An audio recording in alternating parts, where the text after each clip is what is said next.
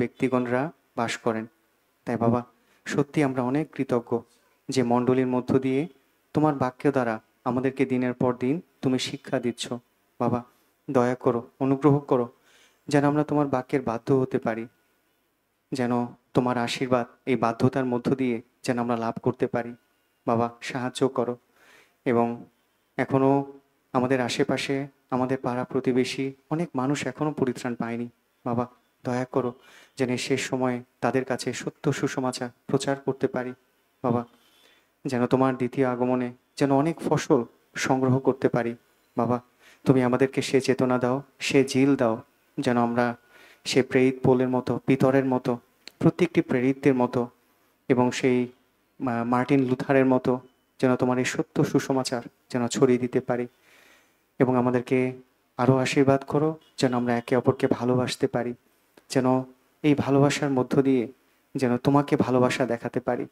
যখন আমরা হারানো আত্মাদেরকে ভালোবাসি, তোমাকেই ভালোবাসি। যখন আমাদের ব্রাদার সিস্টারদেরকে ভালোবাসি, তোমাকেই ভালোবাসি। যখন সেই আমাদের শত্রুদেরকে ভালোবাসি, তখন তোমাকেই ভালোবাসি, তোমাকেই সেবা করি। তাই বাবা, আমাদের হৃদয়টা ভালোবাসায় পরিপূর্ণ করো, দয়া করো, অনুগ্রহ করো। আমরা জানি বাবা আমরা কতটা দুর্বল বাবা, তাই আমাদেরকে একটু সাহায্য করো। শুরু থেকে শেষ পর্যন্ত পবিত্র আত্মা তোমার সাহায্য প্রার্থনা করছি, দয়া করো আমাদের। আজকে যে বাক্য রেখেছ সে বাক্যের মধ্য দিয়ে আমাদের প্রত্যেককে সিক্ত করো এবং আশীর্বাদ করো। এই প্রার্থনা আমাদের ত্রাণকর্তা মুক্তিদাতা প্রিয় যীশু খ্রিস্ট তোমার পবিত্র নামে চাই, আমেন। আসুন আমরা একটি অংশ দেখতে চাই, দ্বিতীয় বিবরণ তার 32 অধ্যায়। দ্বিতীয় বিবরণ তার 32 অধ্যায় 1 থেকে 4 পদ। দ্বিতীয় বিবরণ তার 32 অধ্যায় 1 থেকে 4 পদ।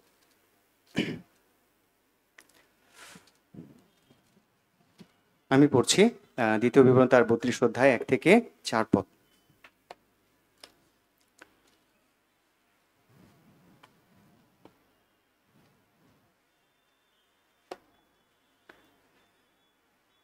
আকাশমণ্ডল কর্ণ দাও, আমি বলি, পৃথিবীও আমার মুখের কথা শুনুক।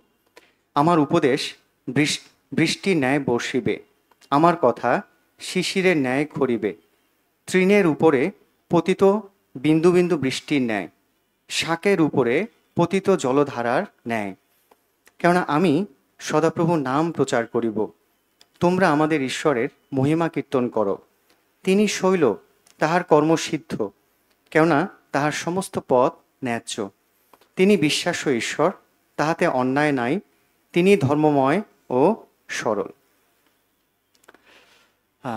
সত্যি আমরা পিতা ঈশ্বরকে ধন্যবাদ জানাই, কারণ আজকের একটা সুন্দর দিন আমাদেরকে দিয়েছেন, সুন্দর আবহাওয়া দিয়েছেন এবং আমাদেরকে বাঁচিয়ে রেখেছেন। শুধু তাই নয়, আমাদের জীবনের সবচেয়ে যে আশীর্বাদটা দরকার সেটা হচ্ছে নতুন জন্ম বা পরিত্রাণ, আর সেটি তিনি আমাদেরকে দিয়েছেন। তাই সত্যি আমরা সমস্ত দিক যদি চিন্তা করি, আমাদের জীবনটাই ঈশ্বরের আশীর্বাদে পরিপূর্ণ। আমরা সত্যি পিতাকে ধন্যবাদ জানাই। গীতসংগীত 103 অধ্যায় 3 পদে আছে যে, হে আমার প্রাণ সদাপ্রভুর ধন্যবাদ করো, হে আমার অন্তরস্থ সকল তাহার পবিত্র নামের ধন্যবাদ করো। কেননা তিনি তোমার সমস্ত অধর্ম ক্ষমা করেন, তোমার সমস্ত রোগের প্রতিকার করেন। হ্যাঁ, তিনি আমাদের সমস্ত অধর্ম ক্ষমা করেছেন, সমস্ত পাপ ক্ষমা করেছেন। এবং শুধু তাই না, তিনি আমাদেরকে প্রতিদিন তার আশীর্বাদ, জাগতিক যে আশীর্বাদ, সেগুলো দিয়েও তিনি আমাদেরকে পরিপূর্ণ করছেন। তাই আমরা ঈশ্বরকে ধন্যবাদ জানাই। দ্বিতীয় বিবরণ তার 32 অধ্যায়ের যে অংশটি আমি পাঠ করেছি, এখানে 43টা পদ আছে এবং এই দ্বিতীয় বিবরণ 32 অধ্যায়টাই ঈশ্বরের ভালোবাসা, ঈশ্বরের প্রেম। আর এই কারণেই মসি এই দ্বিতীয় বিবরণ 32 অধ্যায় 1 থেকে 43 পদে তিনি একটি গান লিখেছেন, যেটা আমি পড়েছি। এটা আসলে একটি গান। এই গানটা হচ্ছে ঈশ্বর মসিকে লিখতে বলেছিলেন। কেন লিখতে বলেছিলেন? ইসরায়েল জাতির জন্য। ইসরায়েল জাতি, কারণ ইসরায়েল জাতি বারবার তারা ঈশ্বরকে ভুলে যায়, বারবার তারা ঈশ্বরকে পরিত্যাগ করে।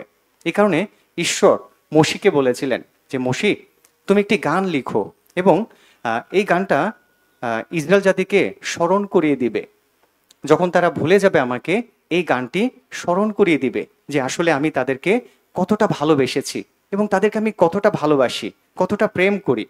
এই জন্য এই দ্বিতীয় বিবরণ 32 অধ্যায়টা যদি আপনি সুন্দর করে পড়েন, অর্থাৎ প্রত্যেকটা যদি পড়েন, তাহলে আপনি বুঝতে পারবেন যে ঈশ্বরের ভালোবাসা এবং ঈশ্বরের প্রেমটা এখানে সুন্দরভাবে ফুটে উঠেছে। ওকে, আমরা যদি দ্বিতীয় বিবরণ 31 অধ্যায় 19 পদটা দেখি। 19 পদ, এখন তোমরা আপনাদের জন্য এই গীত লিপিবদ্ধ করো এবং তুমি ইসরায়েল সন্তানগণকে ইহা শিক্ষা দাও ও তাহাদেরকে মুখস্থ করাও, যেন এই গীত ইসরায়েল সন্তানগণের বিরুদ্ধে আমার সাক্ষী হয়। ঈশ্বর তিনি মোশিকে বলেছিলেন, মোশির বয়স প্রায় 120 বছর হয়ে গিয়েছিল, অর্থাৎ তিনি মৃত্যুর পথযাত্রী। আমরা জানি যে মোশির বয়সের প্রত্যেকটি বয়সের অর্থ ছিল। মোশি 120 বছর বেঁচে ছিল, তার মধ্যে 40, 40, 40। প্রথম 40 বছর মোশি কাটিয়েছেন কোথায়? মিশরে। সেই মিশরে তিনি সমস্ত শিক্ষায় তিনি শিক্ষিত হয়েছিলেন, সমস্ত জ্ঞানে তিনি পারদর্শিত হয়েছিলেন এবং সমস্ত অস্ত্র চালনা সব কিছুতে তিনি পারদর্শী ছিলেন। আর সে সময় মোশে ছিলেন খুবই রাগী একজন মানুষ, প্রচণ্ড রাগী। তার ধৈর্য ছিল না, দীর্ঘ সহিষ্ণুতা ছিল না, আর তিনি অনেক কিছু সহ্য করতে পারতেন না সে 40 বছর যখন তিনি মিশরে ছিলেন। আর এই কারণেই ঈশ্বর তাকে প্রশিক্ষণ দেওয়ার জন্য কোথায় পাঠিয়ে দিলেন? মিদিয়নে পাঠিয়ে দিলেন। সে মিদিয়নে মোশি আরও 40 বছর কাটালেন এবং সেই 40 বছর ঈশ্বর মোশিকে মেষ পরিচালনা করার দায়িত্ব দিয়েছিলেন, আর অন্য কোনো পশু নয়। মেষ, কেন মেষ? কারণ এই মেষ খুবই নম্র, এই মেষ খুবই সফট একটা পশুদের মধ্যে খুবই সফট একটা প্রাণী হচ্ছে মেষ। আর এই কারণেই ঈশ্বর মোশিকে সেই মেষের কাছে পাঠিয়ে দিলেন এবং সেখানে মোশি 40 বছর সে মেষ চড়িয়েছেন এবং তারপরেই সেই 40 বছর তিনি নম্রতা শিখেছিলেন, যে নম্রতা কি, বাধ্যতা কি, ঈশ্বরকে ভালোবাসা, এই বিষয়গুলো মোশি সেই বাকি 40 বছরের যে প্রশিক্ষণ সেখান থেকেই তিনি শিখেছিলেন। এবং এই 40 বছরের পরেই ঈশ্বর তাকে ইসরায়েল জাতির মতো একটি বড় জাতিকে নেতৃত্ব দেওয়ার জন্য তিনি তাকে ডেকে নিয়ে আসলেন, ব্যবহার করলেন না। এই জন্য ঈশ্বর মোশি সম্পর্কে বলেছিলেন যে পৃথিবীর ভূমণ্ডলের মধ্যে সবচেয়ে মৃদুশীল ব্যক্তিকে মোশি, সবচেয়ে মৃদুশীল ব্যক্তি ছিলেন মোশি, সবচেয়ে নম্র ব্যক্তি ছিলেন এই মোশি। এবং তার পরের 40 বছর, শেষ জীবনের 40 বছর, মৃত্যুর দিন পর্যন্ত মোশির জীবনের মূল কেন্দ্রবিন্দু কে ছিলেন জানেন? তার স্ত্রীও না, ধন দৌলত না, টাকা পয়সা না। মোশির জীবনের কেন্দ্রবিন্দু ছিল, মোশির জীবনের প্রথম এবং প্রধান সম্পত্তি ছিল ঈশ্বর। এই কারণে মোশিকে ঈশ্বর ব্যবহার করেছিলেন। মোশি ইসরায়েল জাতির একজন গ্রেট লিডার ছিলেন। এই কারণেই যখন মোশির মৃত্যুর সময় চলে আসলো, যেটা দ্বিতীয় বিবরণ 31 অধ্যায় 1 পদে আছে, আর তখন মোশিকে ঈশ্বর ডাকলেন এবং সমাগম তাম্বুর কাছে যেতে বললেন এবং সাথে যিহোশূয়কে, অর্থাৎ ঈশ্বরের আরেকজন দাস। আসলে ঈশ্বর কালক্রমে তার দাসদেরকে ব্যবহার করেছিলেন, যার হৃদয়ে তিনি ভালোবাসা দেখেছিলেন, যার হৃদয়ে তিনি সেই জিল দেখেছিলেন, ঈশ্বরের প্রতি বিশ্বাস দেখেছিলেন, ঈশ্বর তাকেই ব্যবহার করেছিলেন। আমরা জানি যে কনান দেশ, দুগ্ধমধু প্রবাহী দেশ নিরীক্ষণ করার জন্য ঈশ্বর পাঠিয়েছিলেন না, কিছু গুপ্তচরকে, ইসরায়েলের কিছু গুপ্তচরকে পাঠানো হয়েছিল সে কনান দেশে, এবং তার মধ্যে একজন ছিল যিহোশূয় এবং কালেব। সবাই এসে রিপোর্ট দিল, সে দেশটা নিরীক্ষণ করার পরে সবাই এসে রিপোর্ট দিল যে এটা অসম্ভব। সেখানের সে কনান দেশের ব্যক্তিরা একদম বীরের মতো, তারা অনেক শক্তিশালী, আমাদের পক্ষে সম্ভব না তাদের সঙ্গে যুদ্ধ করে জয়লাভ করার। তারা ভুলেই গিয়েছিল যে ঈশ্বর সেই কনান দেশটা তাদেরকে দিয়েছেন, ইসরায়েল জাতিকে দিয়েছেন। ঈশ্বরের বাক্যের প্রতি যে বিশ্বাস, বাক্যের প্রতি যে নির্ভরতা তাদের ছিল না। তারা সে দৃশ্যমান পরিস্থিতির উপরে নির্ভর করেছিলেন। আর এই কারণেই একমাত্র যিহোশূয় এবং কালেব, তাদের হৃদয় ছিল অন্য আত্মা। ঈশ্বর বলেছিলেন তাদের হৃদয়ে ঠিক অন্যান্য ইসরায়েলের মতো আত্মা ছিল না, তাদের হৃদয়ের আত্মাটা ছিল সম্পূর্ণ সাহসীর আত্মা, ঈশ্বরের প্রতিজ্ঞার উপরে বিশ্বাসের আত্মা এবং প্রচণ্ড সাহসী আত্মা এবং বিশ্বস্ত আত্মা। এই কারণে যিহোশূয় এবং কালেব বলেছিলেন যে তারা আমাদের কাছে কেকের মতো, কেক যেমন খেয়ে ফেলে ঠিক এই কনান দেশের মানুষগুলো তারা যতই বীর হোক, তারা আমাদের কাছে কেকের মতো। ঠিক এই কারণে ঈশ্বর যেহুশুইকে তিনি বেছে নিয়েছিলেন, কালেবকে তিনি বেছে নিয়েছিলেন, না? যাদেরকে তিনি দেখেছিলেন, যাদের হৃদয়ে তিনি দেখেছিলেন ঈশ্বরের সেই অগ্নি, ঠিক তাদেরকে ঈশ্বর বেছে নিয়েছিলেন তার কাজের জন্য। ঠিক মোশির পরে ঈশ্বর যেহুশুইকে বেছে নিয়েছিলেন। এবং 19 পদে ঈশ্বর মোশিকে বলেছিলেন একটি গান লিখো। এই গানটি হচ্ছে দ্বিতীয় বিবরণ 32 অধ্যায়। কেন কেন গানটা লিখতে বলা হয়েছে? যেন ইসরায়েল জাতি ঈশ্বরের বিরুদ্ধে যখন তারা যাবে, তখন এই গান তাদেরকে স্মরণ করিয়ে দিবে কিভাবে ঈশ্বর ইসরায়েল জাতিকে এত ভালোবেসেছেন। এই ভালোবাসাটা যেন তারা আবারও রিয়েলাইজ করে ঈশ্বরের কাছে ফিরে আসতে পারে। আজকে আমরা সেই ভালোবাসা দেখব এবং সেই ভালোবাসা থেকে আমরাও ঈশ্বরের ভালোবাসাটা উপলব্ধি করব। এই কারণে আজকে সারমনের যে টপিকটা হচ্ছে দ্বিতীয় বিবরণে ঈশ্বরের ভালোবাসা, এবং এই ভালোবাসাটাই আজকে আমরা স্টাডি করতে চাই। 16 পদে আছে, দ্বিতীয় বিবরণ 31 অধ্যায় 16 পদে কেন ঈশ্বর মোশিকে গানটা লিখতে বলেছিলেন। কেন? তারা এখনো কনান দেশে যায়নি, তারা এখনো জর্দানের এপারেই আছে, জর্দন নদী তার এপারেই আছে। মোয়াব দেশে ছিলেন তারা, মোয়াব, এবং এই মোয়াব দেশ থেকে তারা জর্দন নদী পার হয়ে কনান দেশে যাবেন। ঠিক যাওয়ার আগেই এই ঘটনাটা, এই গানটা লিখেছিলেন। 16 পদে আছে, তখন সদাপ্রভু মোশিকে কহিলেন, দেখো তুমি আপন পিতৃপুরুষদের সহিত শয়ন করিবে, আর এই লোকেরা উঠিবে এবং যে দেশে প্রবেশ করিতে যাইতেছে সেই দেশের বিজাতীয় দেবগণের অনুগমনে ব্যভিচার করিবে এবং আমাকে ত্যাগ করিবে ও তাহাদের সহিত কৃত আমার নিয়ম ভঙ্গ করিবে। এই জন্য ঈশ্বর এই গানটি লিখতে বলেছিলেন মোশিকে, কারণ ঈশ্বর জানতেন যে যখনই তারা কনান দেশে চলে যাবে, তখন তারা সেই কনান দেশে যারা সে মিথ্যে দেবতার পূজা করে, কনান দেশে যারা সে মিথ্যে ঈশ্বরকে ডাকে, ইসরায়েল জাতি ঠিক তাদের পূজা করবে। সে মিথ্যে ঈশ্বরকে তারা ডাকবে, তারা আমাকে ভুলে যাবে, খুব সহজে আমাকে ভুলে যাবে, না? আমি যে তাদেরকে উদ্ধার করে এনেছি, আমি যে তাদেরকে এই পর্যন্ত আমার ভালোবাসায় তাদেরকে আগলে রেখেছি, যেমন একজন ঈগল পাখি, না, তার বাচ্চাদেরকে আগলে রাখে, একটা মুরগি, না, মা মুরগি যে তার পাখা দিয়ে তার সন্তানদেরকে আগলে রাখে, না, এবং একজন মা বাবা তার সন্তানদের যেভাবে আগলে রাখে, ঠিক ইসরায়েল জাতিকে ঈশ্বর তার ভালোবাসায় আগলে রেখেছিলেন। কিন্তু খুব তাড়াতাড়ি তারা ঈশ্বরকে ভুলে যাবে। এই জন্য ঈশ্বর এই দ্বিতীয় বিবরণ 32 অধ্যায়টা স্মরণের জন্য দিয়েছেন, যে দেখো আমি তোমাদেরকে কত ভালোবেসেছি, না, আমি তোমাদেরকে অনেক ভালোবাসি। আসলে তেল ছাড়া যেমন গাড়ি চলে না, ঠিক প্রেম ছাড়া আমাদের জীবনটা অচল। আমাদের জীবনে কেন এখন আমরা বেঁচে আছি? প্রেমের কারণে, ভালোবাসার কারণে। এই কারণে এই প্রেম, এই ভালোবাসা ছাড়া আসলে আমরা বাঁচতে পারি না। কেন এখন একজন পুরুষ একজন স্ত্রীকে ঈশ্বর একত্রিত করেছেন? কেন তারা একত্রিত হয়? কেন তারা স্বামী স্ত্রী হিসেবে একসাথে একটি পরিবার গঠন করে? ভালোবাসার কারণে, প্রেমের কারণে। কেন? কারণ ঈশ্বর প্রেম, আর এই কারণেই তিনি প্রেম দিয়ে সমস্ত মানুষকে সৃষ্টি করেছেন। প্রত্যেকটা মানুষকে তিনি তার প্রেম এবং ভালোবাসা দিয়ে সৃষ্টি করেছেন, যেন মানুষ এই প্রেমের মধ্য দিয়ে ঈশ্বরের ভালোবাসাকে যেন তার উপলব্ধি করতে পারে। কিন্তু খুবই দুঃখের বিষয় যে এই জগতের মানুষ ঈশ্বরের সেই ভালোবাসাকে উপলব্ধি করছে না। তারা ক্ষণস্থায়ী জিনিসের প্রতি আকৃষ্ট হচ্ছে, ক্ষণস্থায়ী জিনিসগুলোকে তারা ভালোবাসছে, যে একদিন ক্ষয় হয়ে যাবে, ধ্বংস হয়ে যাবে, না? এই জন্য ঈশ্বর এই দ্বিতীয় বিবরণ 32 অধ্যায়ে আজকে আমাদেরকেও তিনি স্মরণ করে দিতে চান। কেন ঈশ্বর আমাদেরকে তার বাক্য দিয়েছেন? কেন এই পবিত্র বাইবেলটা দিয়েছেন? যেন এই বাইবেলের মধ্য দিয়ে আমরা যেন সবসময় স্মরণ করতে পারি যে ঈশ্বর আমাকে কতটা প্রেম করেছেন, ঈশ্বর আমাদেরকে কতটা ভালোবেসেছেন। 1 জন 4 অধ্যায় 8 পদে আছে, না, কারণ ঈশ্বর প্রেম, কারণ ঈশ্বর প্রেম। আর এই কারণে আমরাও যেন এই প্রেমটাকে উপলব্ধি করতে পারি, সবসময় স্মরণ করতে পারি যে ঈশ্বর তুমি আমাকে এতটা ভালোবাসলে। ঈশ্বর বলেছেন 1 করিন্থীয় 13 অধ্যায় 13 পদে আছে, বিশ্বাস, প্রত্যাশা, প্রেম, এই তিনটির মধ্যে কোনটি শ্রেষ্ঠ? প্রেমই শ্রেষ্ঠ।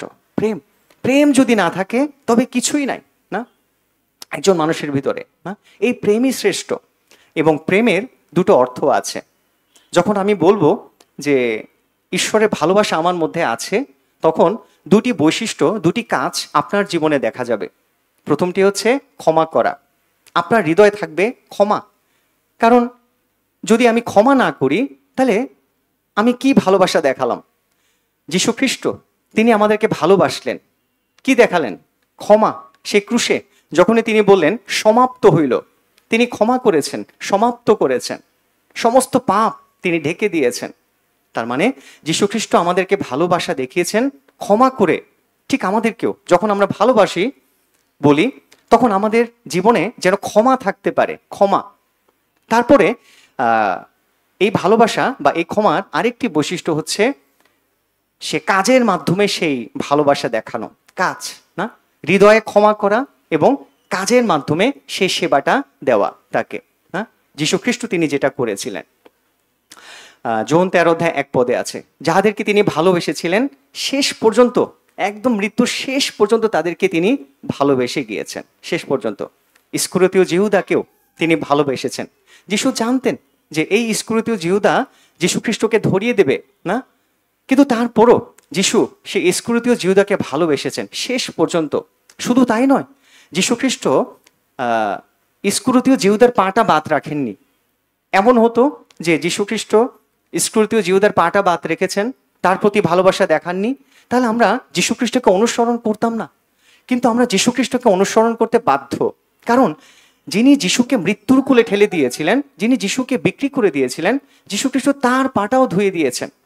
তিনি দেখালেন আদর্শ, তিনি দেখালেন বিশ্বাসীদের কি করা উচিত, কিভাবে ভালোবাসা দেখানো উচিত। এই কারণেই আমাদের মধ্যেও যেন সেই ভালোবাসাটা যেন ফুটে উঠতে পারে না, আমরাও যেন একে অপরের পা ধুয়ে দিতে পারি, ভালোবাসা দেখাতে পারি। 2 পদে আছে, দ্বিতীয় বিবরণ 32 2 পদে আছে, 2 পদ, আমার উপদেশ বৃষ্টির ন্যায় বর্ষিবে, আমার কথা শিশিরের ন্যায় খড়িবে, তৃণের উপরে পতিত বিন্দু বিন্দু বৃষ্টির ন্যায়। তৃণ, এই তৃণ হচ্ছে সবচেয়ে নরম সফট ঘাস, সবচেয়ে নরম দুর্বল ঘাস হচ্ছে তৃণ। তৃণের জন্য দরকার অল্প অল্প বৃষ্টিপাত, অল্প বৃষ্টি। কেন?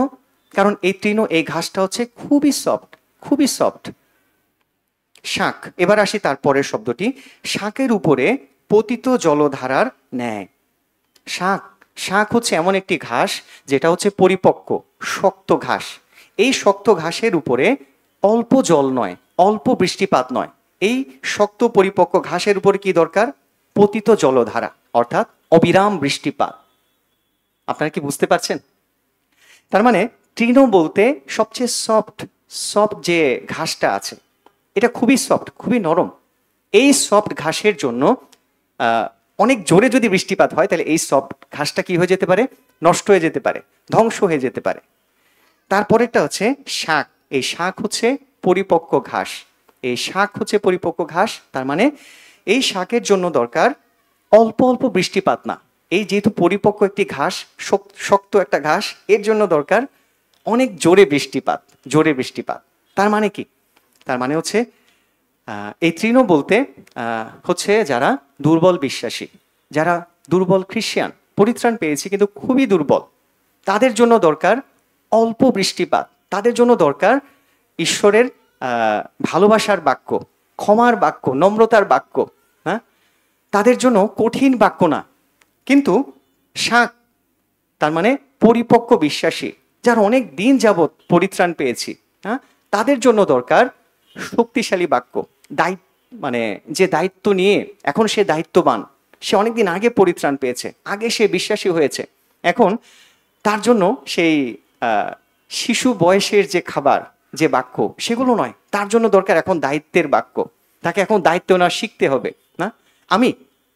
আমি নিশ্চয়ই আগে ছোট ছিলাম, আমি এখন বাবা হয়েছি না, আমি এখন দায়িত্ব নিয়েছি, আমার পরিবার এবং সব কিছুর দায়িত্বভার আমার উপরে। কিন্তু আমি আগে ছোট ছিলাম, যখন আমি ছোট ছিলাম ঠিক সে সময় সেরকমই আচরণ করতাম। কিন্তু এখন যেহেতু আমি পরিপক্ক হয়েছি, এখন আমি দায়িত্ব নিতে শিখেছি। ঠিক যারা আমরা আগে পরিত্রাণ পেয়েছি, আমরা যেন আমাদের জন্য দরকার শক্তিশালী বাক্য। এই কারণে মসি পবিত্র আত্মা দ্বারা এই বাক্যগুলো তিনি বলেছিলেন খুব সুন্দর করে। ইসরায়েল জাতির মধ্যেও অনেক ধরনের লোক ছিল, কেউ কেউ ছিল বিশ্বাসে দুর্বল, আবার কেউ কেউ ছিল বিশ্বাসে অনেক শক্তিশালী। ইসরায়েলের মধ্যে যে সবাই দেব দেবতার পূজা করতেন এরকম না। মোশে ছিলেন, তিনি করতেন না, না। দাউদ ছিলেন, তিনি করেননি। এরকম অনেকেই ছিলেন যারা শুরু থেকে শেষ পর্যন্ত ঈশ্বরের সঙ্গেই চলেছেন। তাদের মৃত্যুটা খুব সুন্দর হয়েছে, শুরুটাও ভালো করেছিলেন, শেষটাও ভালো করেছিলেন। কিন্তু এমন অনেকেই আছে শুরুটা ভালো করেছিলেন কিন্তু শেষটা ভালো করতে পারেননি। শোল, তিনি শুরুটা ভালো করেছিলেন, শুরুতে তিনি খুবই নম্র ছিলেন কিন্তু শেষটা তিনি ভালো করতে পারেননি। দিমা, তিনি শুরুটা ভালো করেছিলেন, সত্য সুসমাচারের জন্য প্রাণপণ করেছেন, প্রেরিত পোলের সঙ্গে এখানে সেখানে অনেক জায়গায় হারানো আত্মাদের কাছে সুসমাচার প্রচার করেছেন, বাট তিনি শেষটা ভালো করতে পারেননি। কেন? সেখানে 2 তিমথি লেখা আছে তিনি জগৎকে ভালোবেসেছিলেন এবং জগৎকে ভালোবেসে তিনি সুসমাচারকে ত্যাগ করেছিলেন, ঈশ্বরকে ত্যাগ করেছিলেন। এই কারণে আমরা যারা যারা নতুন পরিত্রাণ পেয়েছি আমাদের জন্য এক ধরনের বাক্য, আমরা যারা আগে পরিত্রাণ পেয়েছি আমাদের জন্য আরেক ধরনের বাক্য। এই জন্য আসুন আমরা আজকে 2 বিবরণ থেকে কিছু বিষয় দেখতে চাই। মোশি এই 2 বিবরণ 32 অধ্যায় 2টো বিষয়কে ফোকাস করেছেন, গুরুত্বপূর্ণ 2টো বিষয়।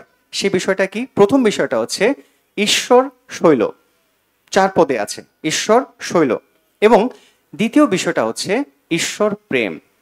প্রথম বিষয়টা কি? ঈশ্বর শৈল। শৈল মানে কি?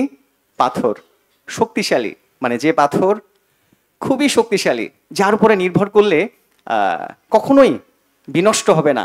অর্থাৎ যেটার উপরে নির্ভর করলে, যেটার উপর বিশ্বাস করলে শক্তিশালী হয়ে অনন্তকাল থাকবে। ঈশ্বর হচ্ছেন সেই পাথর এবং ঈশ্বর হচ্ছেন প্রেম। এই 2টো জিনিস মোশি তার জন্ম থেকে মৃত্যু পর্যন্ত তিনি উপলব্ধি করতে পেরেছিলেন। 4 পদে আছে তিনি শৈল, তাহার কর্ম সিদ্ধ, কেননা তাহার সমস্ত পথ ন্যায্য। তিনি বিশ্বাস্য ঈশ্বর, তাহাতে অন্যায় নাই। তিনি ধর্মময় ও সরল। তিনি শৈল, অর্থাৎ ঈশ্বর হচ্ছেন শৈল, ঈশ্বর হচ্ছেন পাথর। এই পৃথিবীটা সমুদ্র তরঙ্গের মতো, এই পৃথিবীটা না, এই পৃথিবীতে সেই শক্তিশালী পাথর নেই, শক্তিশালী শৈল নেই। এই পৃথিবীতে অনেক শৈল আছে, অনেক পাথর আছে, কিন্তু সেই পাথরগুলো ঈশ্বরের মতো শক্তিশালী পাথর না। এই পৃথিবীতে বা জগতের লোকেরা এই পৃথিবীর শৈলের উপরে তারা নির্ভর করছে। এই পৃথিবীতে অনেক মূর্তি আছে না, যে মূর্তিগুলোকে মানুষ শৈল হিসেবে গ্রহণ করছে, যে এই মূর্তিগুলো হচ্ছে শৈল। এই কারণে মানুষগুলো সেই শৈলের উপরে নির্ভর করে আছে। কিন্তু যারা বিশ্বাসী, যারা পরিত্রাণ পেয়েছে, তাদের শৈল এই পৃথিবীর কোনো জিনিস হতে পারে না। তাদের নির্ভরতা, তাদের পাথর কখনো এই পৃথিবীর জিনিসগুলো হতে পারে না। তাদের পাথর হচ্ছে জীবন্ত ঈশ্বর সদাপ্রভু। এই জন্য 2 বিবরণ তার 32 অধ্যায় 31 পদটা যদি আমরা দেখি, 31 পদ, কেননা উহাদের শৈল আমাদের শৈলের তুল্য নয়। উহাদের বলতে কাদের? অবিশ্বাসীদের। যারা অবিশ্বাসী তাদের শৈল আমাদের শৈলের মতো না। আমাদের শৈল হচ্ছে ঈশ্বর। উহাদের শৈল কি?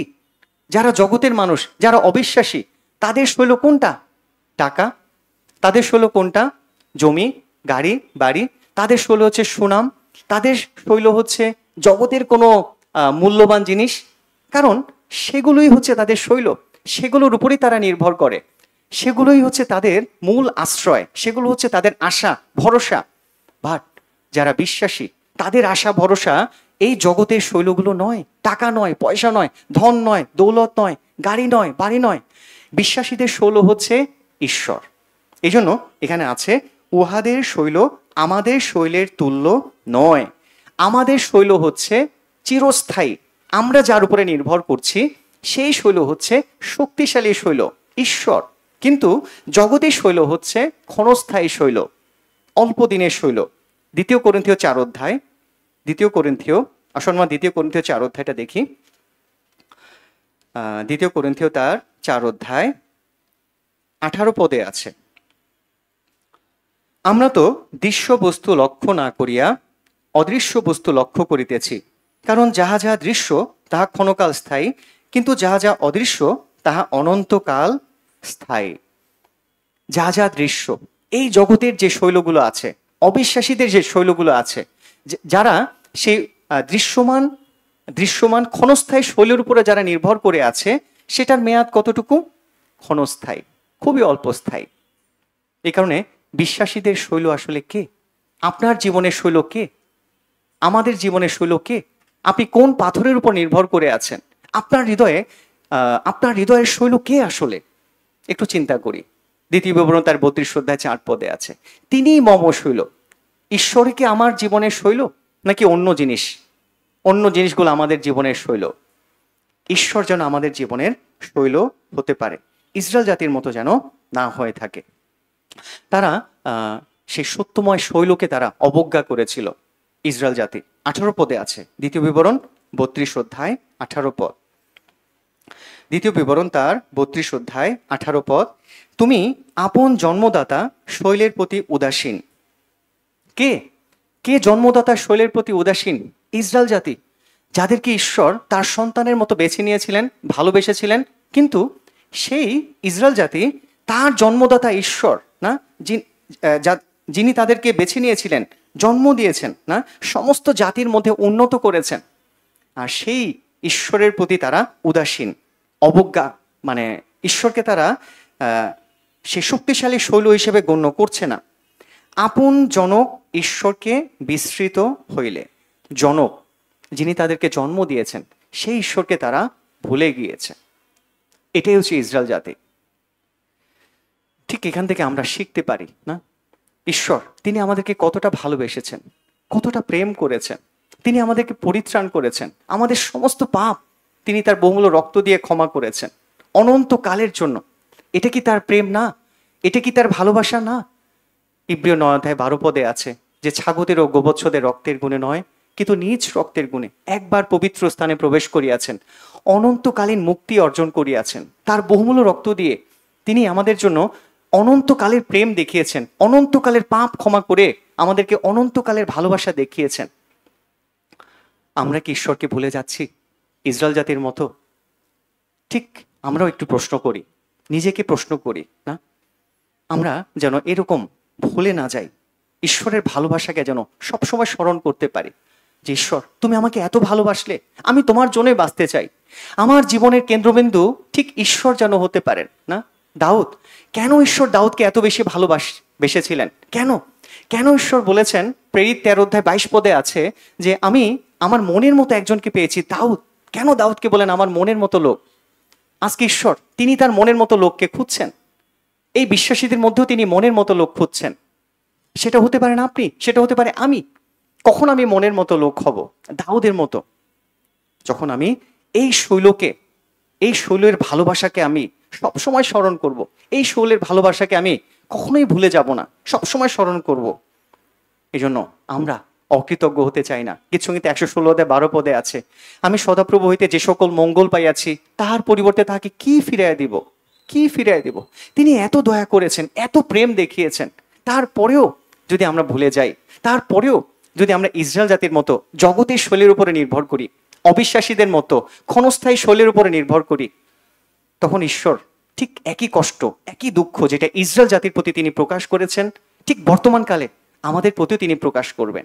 কষ্ট পাবেন যে আমি এত ভালোবেসেছি আমার এই সন্তানকে, এতগুলো মানুষের মধ্যে তাকে আমি এই পরিত্রাণটা দিয়েছি, নতুন জন্ম দিয়েছি, আর আমার সন্তানটি খুব সহজে আমাকে ভুলে গেল। এই জন্য ইসরায়েল জাতি তারা সত্যময় ঈশ্বরকে তারা চিনতে পারেনি। দ্বিতীয় বিবরণ তার 32 রোমিও তার 5 অধ্যায় 8 পদটা যদি আমরা দেখি, রোমিও তার 5 অধ্যায় 8 পদ। রোমিও তার 5 অধ্যায় 8 পদ। রোমিও তার 5 অধ্যায় 8 পদ আমি পড়ছি। কিন্তু ঈশ্বর আমাদের প্রতি তার নিজের প্রেম প্রদর্শন করিতেছেন, কারণ আমরা যখন পাপী ছিলাম তখনও খ্রিস্ট আমাদের নিমিত্ত প্রাণ দিলেন। আমাদের কোনো যোগ্যতা ছিল না ঈশ্বরের ভালোবাসা রিসিভ করার, গ্রহণ করার, কারণ আমরা পাপী ছিলাম। কিন্তু দেখুন, আমরা পাপী ছিলাম, আমাদের কোনো যোগ্যতা ছিল না যে ঈশ্বরের ভালোবাসাটা আমরা লাভ করি। কিন্তু ঈশ্বর তিনি আমাদের প্রতি তার নিজের প্রেমটা দেখালেন যে দেখো, এই যে তুমি এত পাপ করেছো, তুমি এত পাপ এখনো করছো, কিন্তু আমি সমস্ত পাপ ক্ষমা করে দিয়েছি। সেম ইসরায়েল জাতিকে যেমন তিনি বেছে নিয়েছিলেন, ইসরায়েল জাতিকে ভালোবাসা দেখিয়েছিলেন, মিশরের বন্দিতের হাত থেকে রক্ষা করেছিলেন, সেম একই রকম আমাদেরকেও তিনি পরিত্রাণ করেছেন ইসরায়েল জাতির মতন করে। আমাদেরকেও তিনি পরিত্রাণ পাওয়ার পরে তিনি দেখাশোনা করছেন, আমাদের আত্মিক জীবনকে তিনি আশীর্বাদ করছেন, জাগতিক জীবনকে তিনি আশীর্বাদ করছেন। আর এই কারণে তিনি বলছেন আমাতে থাকো। পরিত্রাণ পাওয়ার পরে ঈশ্বরের প্রত্যাশা কি? যীশুখ্রিস্ট তিনি কি আজ্ঞা দিচ্ছেন একজন বিশ্বাসীকে? পরিত্রাণ পাওয়ার পরে যীশুখ্রিস্টের প্রথম আজ্ঞা হচ্ছে আমার সঙ্গে থাকো। যীশু এখন কোথায় আছেন? তাকে আমরা দেখতে পাচ্ছি না, ঈশ্বরকে আমরা দেখতে পাচ্ছি না, তিনি কোথায় আছেন? আর এই আমাতে থাকো, যীশুর সঙ্গে থাকার অর্থটাই আসলে কি? তিনি মণ্ডলীতে আছেন। এই মণ্ডলীটা হচ্ছে ঈশ্বরের পরিবার। প্রেরিত 20:28 পদে আছে, ঈশ্বরের সেই মণ্ডলীকে পালন করো যাকে তিনি নিজ রক্ত দ্বারা ক্রয় করিয়াছেন। এই মণ্ডলীর জন্য যীশুখ্রিস্ট ঈশ্বর তিনি তার নিজের রক্ত দিয়েছেন। এই কারণেই তিনি বলছেন আমাতে থাকো। এই আমাতে থাকার অর্থ হচ্ছে মণ্ডলীর সঙ্গে থাকা। হ্যাঁ, মণ্ডলী বলতে কি? মণ্ডলী বলতে কোনো বিল্ডিং নয়, মণ্ডলী বলতে বিশ্বাসীরা যারা পরিত্রাণ পেয়েছে যীশুখ্রিস্টের বহুমূল্য রক্তের মধ্য দিয়ে, তাদেরকে বলা হচ্ছে মণ্ডলী। এই কারণেই তিনি বলেছেন আমাতে থাকো। এবং যখন আমরা মণ্ডলীর সঙ্গে যুক্ত থাকি, আর তখনই তার ভালোবাসা, তার প্রেম আমরা উপলব্ধি করতে পারি যে আসলে কতটা তিনি আমাকে ভালোবাসেন। যখন আমরা মণ্ডলীতে আসি, ঈশ্বরের বাক্য শুনি এবং সেই বাক্যগুলো পালন করি, তখন সেই রেজাল্ট আমরা দেখতে পাই যে ঈশ্বর তিনি আমাদেরকে কতটা আশীর্বাদ করেন। এজন্য তিনি আমাদেরকে সুন্দর একটি পরিবার দিয়েছেন, মণ্ডলী দিয়েছেন, যেন এই পরিবারে এসে যেন আমরা ঈশ্বরের ভালোবাসাটাকে আরো বেশি বেশি দিনের পর দিন উপলব্ধি করতে পারি। এজন্য 8 পদে আছে যে ঈশ্বর আমাদের প্রতি তাহার নিজের প্রেম প্রদর্শন করেছিলেন। এটা হচ্ছে ঈশ্বর, কারণ তিনি প্রেম, আর এই কারণে তিনি আমাদের হৃদয়ে আগাপে প্রেম দিয়েছেন। আগাপে, এই আগাপে প্রেম হচ্ছে নিঃস্বার্থ ভালোবাসা। আমরা ঈশ্বরকে কখনো ভালোবাসিনি, আমরা আমাদের পথে ছিলাম, পাপের পথে ছিলাম, কিন্তু ঈশ্বর তিনি আমাদেরকে ভালোবেসেছেন। আমরা তাকে ভালোবাসি আর না বাসি, কিন্তু তিনি আমাদেরকে ভালোবেসেছেন। তিনি আমাদের এই আগাপে প্রেমটা আমাদের হৃদয়ে স্থাপন করেছেন। যেদিন আপনি পরিত্রাণ পেয়েছেন, আপনিও ঈশ্বরকে ভালোবেসেছেন, আমিও ঈশ্বরকে ভালোবেসেছি। কেন? যিশু বলেছিলেন, মথি 22:36 পদে আছে, তুমি তোমার সমস্ত অন্তঃকরণ, মন, প্রাণ, হৃদয় দিয়ে তোমার ঈশ্বর সদাপ্রভুকে প্রেম করবে।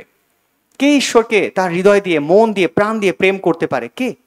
যার হৃদয়ে ঈশ্বরের প্রেম আছে, আগাপে প্রেমটা আছে, যারা পরিত্রাণ পেয়েছে। যদি আপনার হৃদয়ে আগাপে প্রেমটা না থাকতো, তাহলে আপনি কখনোই মন, প্রাণ, হৃদয় দিয়ে ঈশ্বরকে ভালোবাসতে পারতেন না। আমাদের মন, আমাদের প্রাণ, আমাদের হৃদয় ছিল আগে জগতের প্রতি। 1 জন 2:15 পদে আছে, তোমরা জগৎকে প্রেম করিও না, জগতিস্থ বিষয় সকলও প্রেম করিও না। আমরা আগে জগৎকে প্রেম করেছি, আমরা আগে জগতের জিনিসগুলোকে ভালোবেসেছি, কিন্তু যেদিনই ঈশ্বরের ভালোবাসা, যীশুখ্রিস্টের ভালোবাসাটা আমরা বিশ্বাস করেছি, বুঝতে পেরেছি, সেদিন এই আগাপে প্রেম আমাদের হৃদয়ে এসেছে। এখানে আমরাও ঈশ্বরকে ভালোবাসতে পারি। আর এই কারণেই ইসরায়েল জাতিকে ঈশ্বর তার ভালোবাসাটা বোঝাচ্ছেন যে এই বাক্য দ্বারা, এই গীত দ্বারা, যে দেখো কতটা ভালোবেসেছি, ভুলে যেও না, আমার এই ভালোবাসাটা ভুলে যেও না, সব সময় স্মরণে রেখো। ঈশ্বর তিনি ইসরায়েল জাতিকে বলেছিলেন, সেম একই রকম আজকে আমাদেরকেও বলছেন। ইসরায়েল জাতির প্রতি যে বাক্য, সেটা শুধু ইসরায়েল জাতির জন্য নয়, এই বাক্য আমাদের জন্য। 2 তিমথি 3:16 পদে আছে, ঈশ্বর নিঃশ্বসিত প্রত্যেক শাস্ত্রলিপি আবার শিক্ষার, অনুযোগের, সংশোধনের, ধার্মিকতা সম্বন্ধীয় শাসনের নিমিত্ত উপকারী, যেন ঈশ্বরের লোক পরিপক্ক ও সমস্ত সৎকর্মের নিমিত্ত সুসজ্জীভূত হয়। এই বাক্য ঈশ্বর আমাদেরকেও দিয়েছেন ইসরায়েল জাতির মতো, যেন ঈশ্বরের ভালোবাসাকে কখনো ভুলে না যায়, কখনো ভুলে না যায়। ঈশ্বর ইসরায়েল জাতিকে যে নির্বাচন করেছিলেন সমস্ত জাতির মধ্য থেকে, এটাই হচ্ছে ঈশ্বরের প্রথম ভালোবাসা। দ্বিতীয় বিবরণ চলে যাই 32 অধ্যায় 8 থেকে 9 পদ। দ্বিতীয় বিবরণ 32 অধ্যায় 8 থেকে 9 পদ। পরাৎপর যখন জাতিগণকে অধিকার প্রদান করিলেন, যখন মনুষ্য সন্তানগণকে পৃথক করিলেন, তখন ইসরায়েল সন্তানগণের সংখ্যা অনুসারে সেই লোকবৃন্দের সীমা নিরূপণ করিলেন। ঈশ্বর যখন জাতিগণকে অধিকার প্রদান করিলেন, মনুষ্য সন্তানকে পৃথক করিলেন, কখন ঈশ্বর সমস্ত মানুষকে আলাদা করে দিয়েছিলেন? কোন ঘটনার পরে? কোন ঘটনার পরে ঈশ্বর সমস্ত মানুষকে আলাদা করে দিয়েছেন, বিভক্ত করে দিয়েছেন? কোন ঘটনার পরে? আদি পুস্তকে আছে বাবিলের ভাষাভেদ, না? যখন বাবিলের সেই লোকেরা নিমরোদ, এই নিমরোদ হচ্ছে নোহের 3 ছেলের মধ্যে শেম, হাম, জেফত। হামের যে বংশ আছে সে হামের বংশ, অভিশপ্ত বংশ থেকে এসেছে নিমরোদ। এবং এই নিমরোদ এবং তার যে বংশ ছিল তারা ঈশ্বরের বিরুদ্ধাচরণ করে উঠেছিলেন। তারা অনেক গর্বিত হয়েছিলেন, তাদের হৃদয়টা অনেক গর্বিত হয়েছিল। 2 ধরনের গর্ব আছে, একটা গর্ব খুবই খারাপ, আরেকটি গর্ব খুবই ভালো। কোন গর্বটি খারাপ? যে গর্বটি ঈশ্বরের বিরুদ্ধে। কোন গর্বটি খুবই ভালো? যেটা ঈশ্বরের পক্ষে। যেমন প্রেরিত পৌলের গর্ব ছিল যে আমি নিজ প্রাণকে কিছুর মধ্যেই গণ্য করি না, আমার পক্ষে মহামূল্য গণ্য করি না। ঈশ্বরের সুসমাচার প্রচারের যে পরিচর্যা পথ প্রভু যীশু খ্রিস্টতে প্রাপ্ত হয়েছি তা যেন সমাপ্ত করতে পারি। অর্থাৎ প্রেরিত পৌলের দৃঢ় প্রতিজ্ঞা, দৃঢ় গর্ব যেন আমি এই সুসমাচারের কাজটা শেষ করতে পারি। আমার জীবনের শেষ দিন পর্যন্ত যেন, যেদিন আমি মারা যাব তার আগ দিন পর্যন্ত যেন মানুষকে ঈশ্বরের কাছে নিয়ে যেতে পারি, যেন মানুষগুলো পরিত্রাণ পেতে পারে। এটা হচ্ছে উত্তম গর্ব। কিন্তু যেটা আদি পুস্তক 11 অধ্যায়ে আমরা যে গর্বটা দেখতে পাই সেই গর্বটা ঠিক খারাপ একটি গর্ব, না? পাপের একটি গর্ব, না? তারা বলেছিল কি যে আমরা নিজেদের নামকে বিখ্যাত করি। কিভাবে? আসো অনেক বড় একটা বিল্ডিং নির্মাণ করি, উঁচু দালান নির্মাণ করি, না? সবাই আমাদের প্রশংসা করবে। তারা মনে করেছিল যে ঈশ্বর, তারাই ঈশ্বর। ঠিক যেমন শয়তান, সে এটাই মনে করেছিল, না? শয়তানের পজিশনটা ছিল স্বর্গদূতের মতো, না? সবারই একটা পজিশন আছে। যেমন পরিবারে বাবাও আছে, মাও আছে, সন্তান আছে, না? সন্তান যদি মনে করে আমি বাবা, স্ত্রী যদি মনে করে আমি স্বামী, এবং স্বামী যদি মনে করে আমি স্ত্রী, তাহলে এটা ঠিক না, না? একটা সামঞ্জস্য আছে, ব্যালেন্স আছে। ঠিক শয়তানকে রাখা হয়েছিল তার পজিশনে, কিন্তু তিনি তার পজিশনটা ছেড়ে তিনি ঈশ্বর হতে চেয়েছিলেন। সব জায়গায় আছে, জিসায়তে, তারপর জিহিজকেলে আমি আমি আমি আমি স্বর্গারোহণ করব, আমি পরাৎপরের তুল্য হইব, সব জায়গায় তিনি বলছেন আমি আমি আমি। ঠিক সেই বাবিলের ভাষার ভেদের সময়ও একই ঘটনা ঘটেছিল। এবং এই পাপের কারণে, এই গর্বের কারণে ঈশ্বর তাদের ভাষার ভেদ করে সবাইকে ছড়িয়ে ছিটিয়ে দিলেন। এবং যখনই ছড়িয়ে ছিটিয়ে দেওয়া হলো, তার মধ্য থেকে, এই ছড়িয়ে ছিটিয়ে যাওয়া মানুষের মধ্য থেকে ঈশ্বর বেছে নিয়েছিলেন কাকে? ইসরায়েল জাতিকে। এজন্য 8 পদে আছে, যখন মনুষ্য সন্তানগণকে পৃথক করিলেন তখন ইসরায়েল সন্তানগণের সংখ্যা অনুসারেই সেই লোকবৃন্দের সীমা নিরূপণ করিলেন। ইসরায়েল জাতিকে তিনি ছড়িয়ে ছিটিয়ে থাকা লোকদের মধ্য থেকে নির্বাচন করেছিলেন। কেন নির্বাচন করেছিলেন? কেন?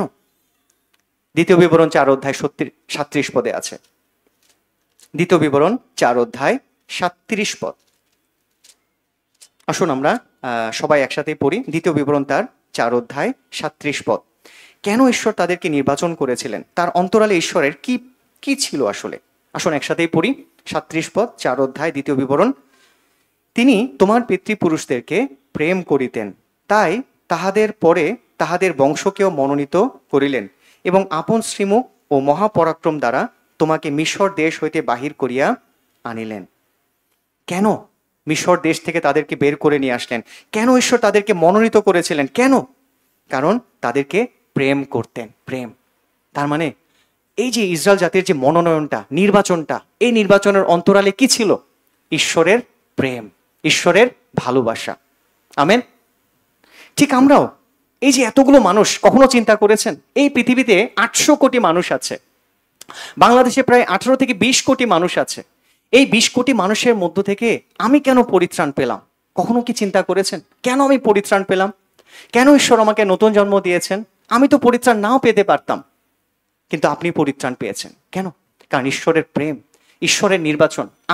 আপনাকে যে ঈশ্বর নির্বাচন করেছেন এমন নয়, কিন্তু ঈশ্বর প্রত্যেকের প্রতি তার এই ভালোবাসাটা রেখেছেন, সমস্ত পাপী মানুষের প্রতি। তিনি চান সবাই যেন পরিত্রাণ পায়, তিনি চান সবাই যেন এই নির্বাচনের সংযুক্ত হতে পারে, ঠিক ইসরায়েল জাতির মতন। আমি 2012 সালে যখন পরিত্রাণ পাই, তারপর থেকে যখনই আমার বাবার কথা মনে পড়ে, আমার বাবা 2002 সালে মারা যান, অর্থাৎ আমার পরিত্রাণের 10 বছর আগে।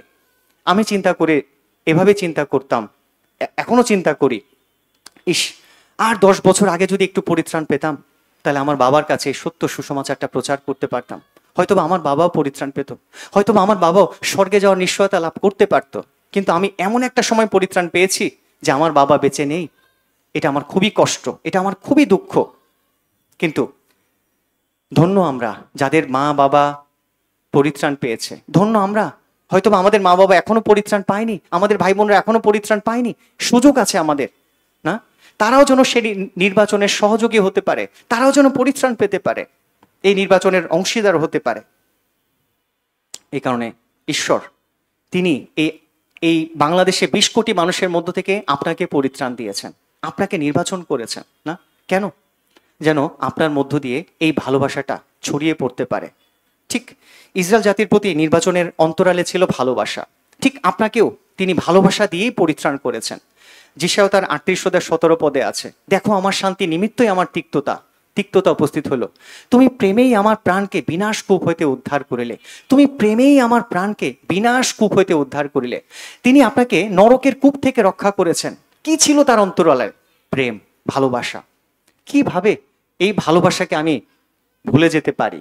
কিভাবে আমি জগতের জিনিসগুলোকে ঈশ্বর যে শৈল, এই শৈলর চেয়ে ভালোবাসতে পারি? কখনোই না, কখনোই না। এই জন্য ঈশ্বর তিনি ইসরায়েল জাতিকে যে নির্বাচন করেছিলেন, এই নির্বাচনের অন্তরালে ছিল ঈশ্বরের প্রেম। এবং দ্বিতীয়ত, ঈশ্বর শুধু তাদেরকে নির্বাচিত করেই তার প্রেমটা দেখাননি, ঈশ্বর আমাদেরকে পরিত্রাণ করেই তার ভালোবাসাটা আমাদের কাছে প্রকাশ করেননি। দ্বিতীয় বিষয়টি কি?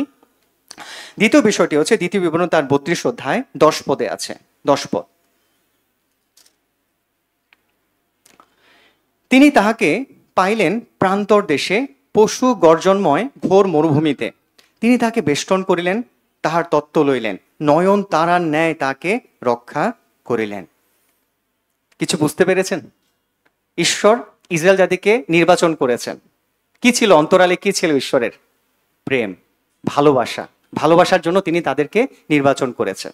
এবার 10 পদে ঈশ্বর বলছেন যে যখন তারা মরু প্রান্তরে ছিল, সেখানেও ঈশ্বর তাদেরকে বেষ্টন করে রাখতেন, ঘিরে রাখতেন, তাদের দেখাশোনা করতেন।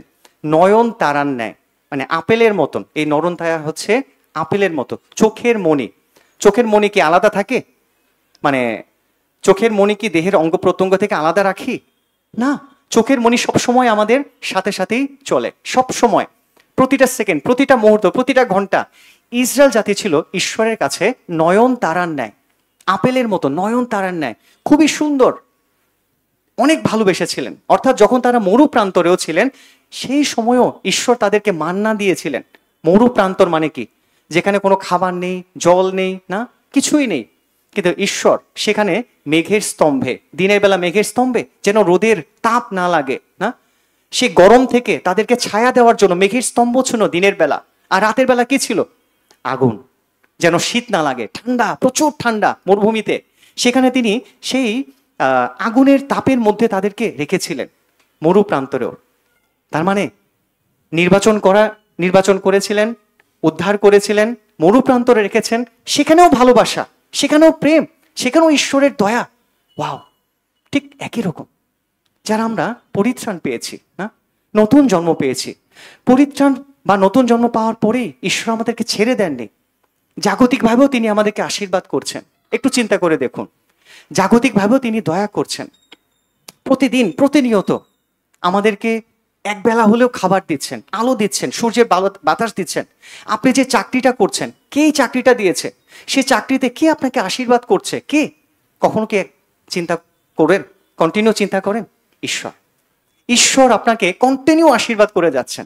জাগতিকভাবেও আশীর্বাদ করছেন, আত্মিকভাবে আশীর্বাদ করেছেন, জাগতিকভাবেও তিনি ঠিক ইসরায়েল জাতির মতো আমাদের দেখাশোনা করছেন।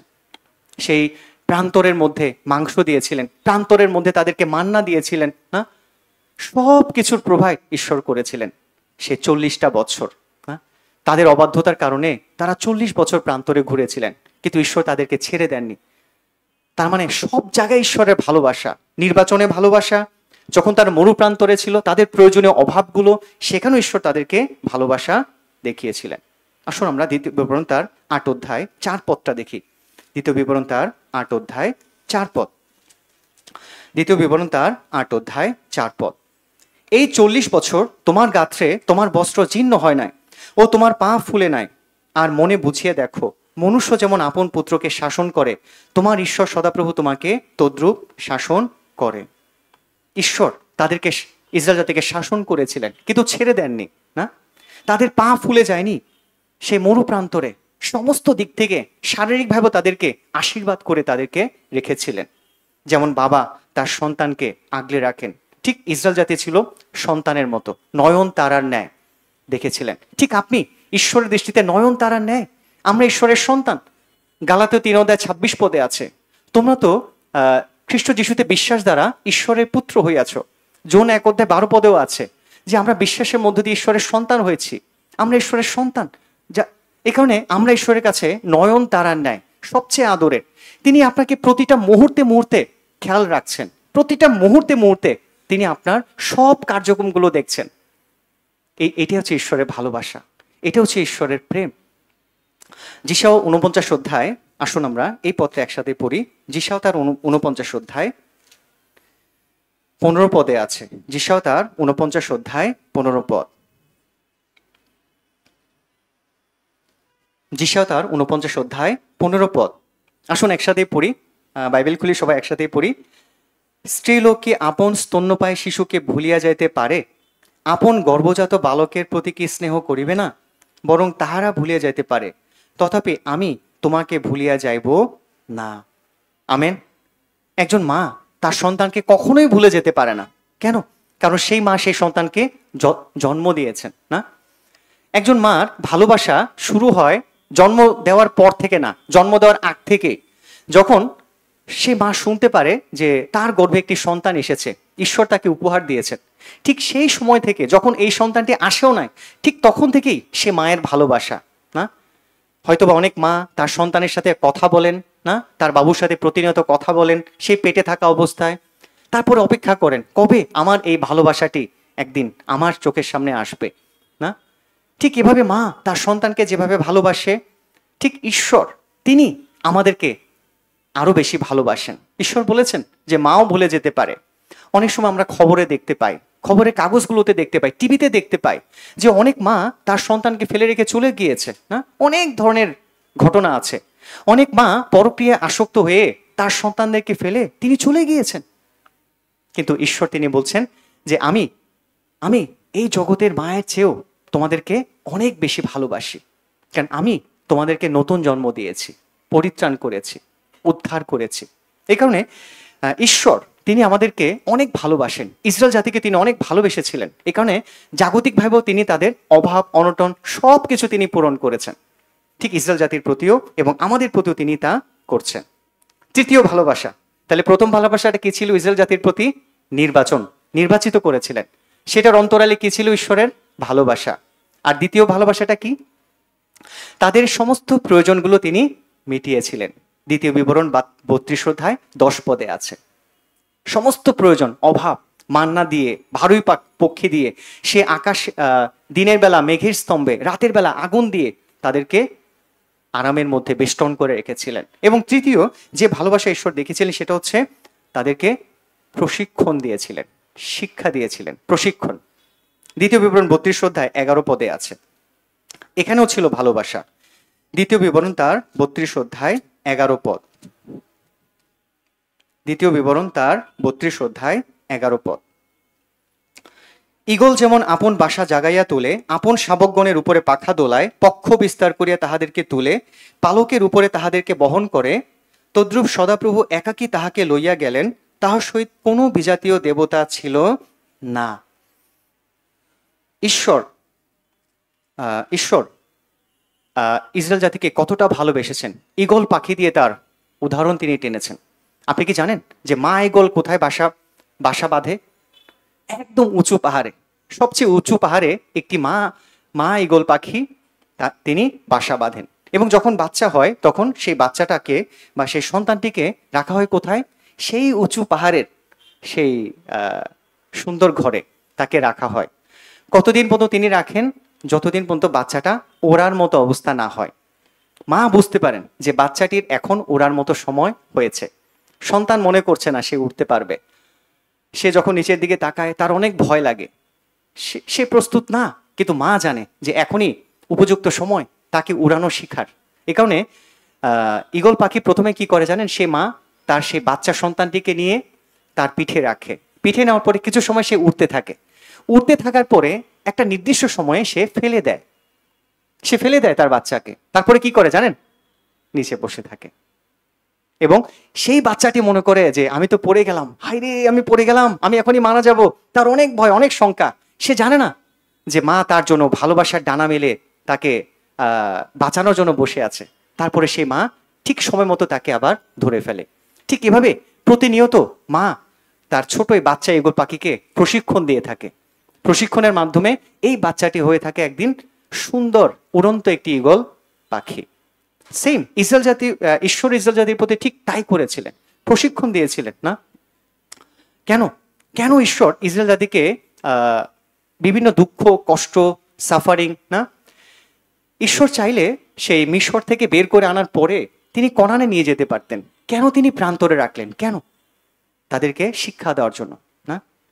অনেক সময় ঈশ্বর আমাদের জীবনে অনেক সাফারিং, অনেক দুঃখ, অনেক কষ্ট, অনেক বিষয় তিনি অনুমোদন করে থাকেন। অনেক সময় আমরা ভেবে পাই না যে কেন কেন আসলে এটা ঈশ্বর, আমি তোমাকে এত ভালোবাসি, তাহলে কেন আমার জীবনে দুঃখ, কেন আমার জীবনে কষ্ট, আমি যে বিষয়ে প্রার্থনা করছি কেন এটা পূর্ণ হচ্ছে না, কেন কেন? ঈশ্বর হয়তোবা আমাদের জন্য খুব সুন্দর একটি পরিকল্পনা রেখেছেন।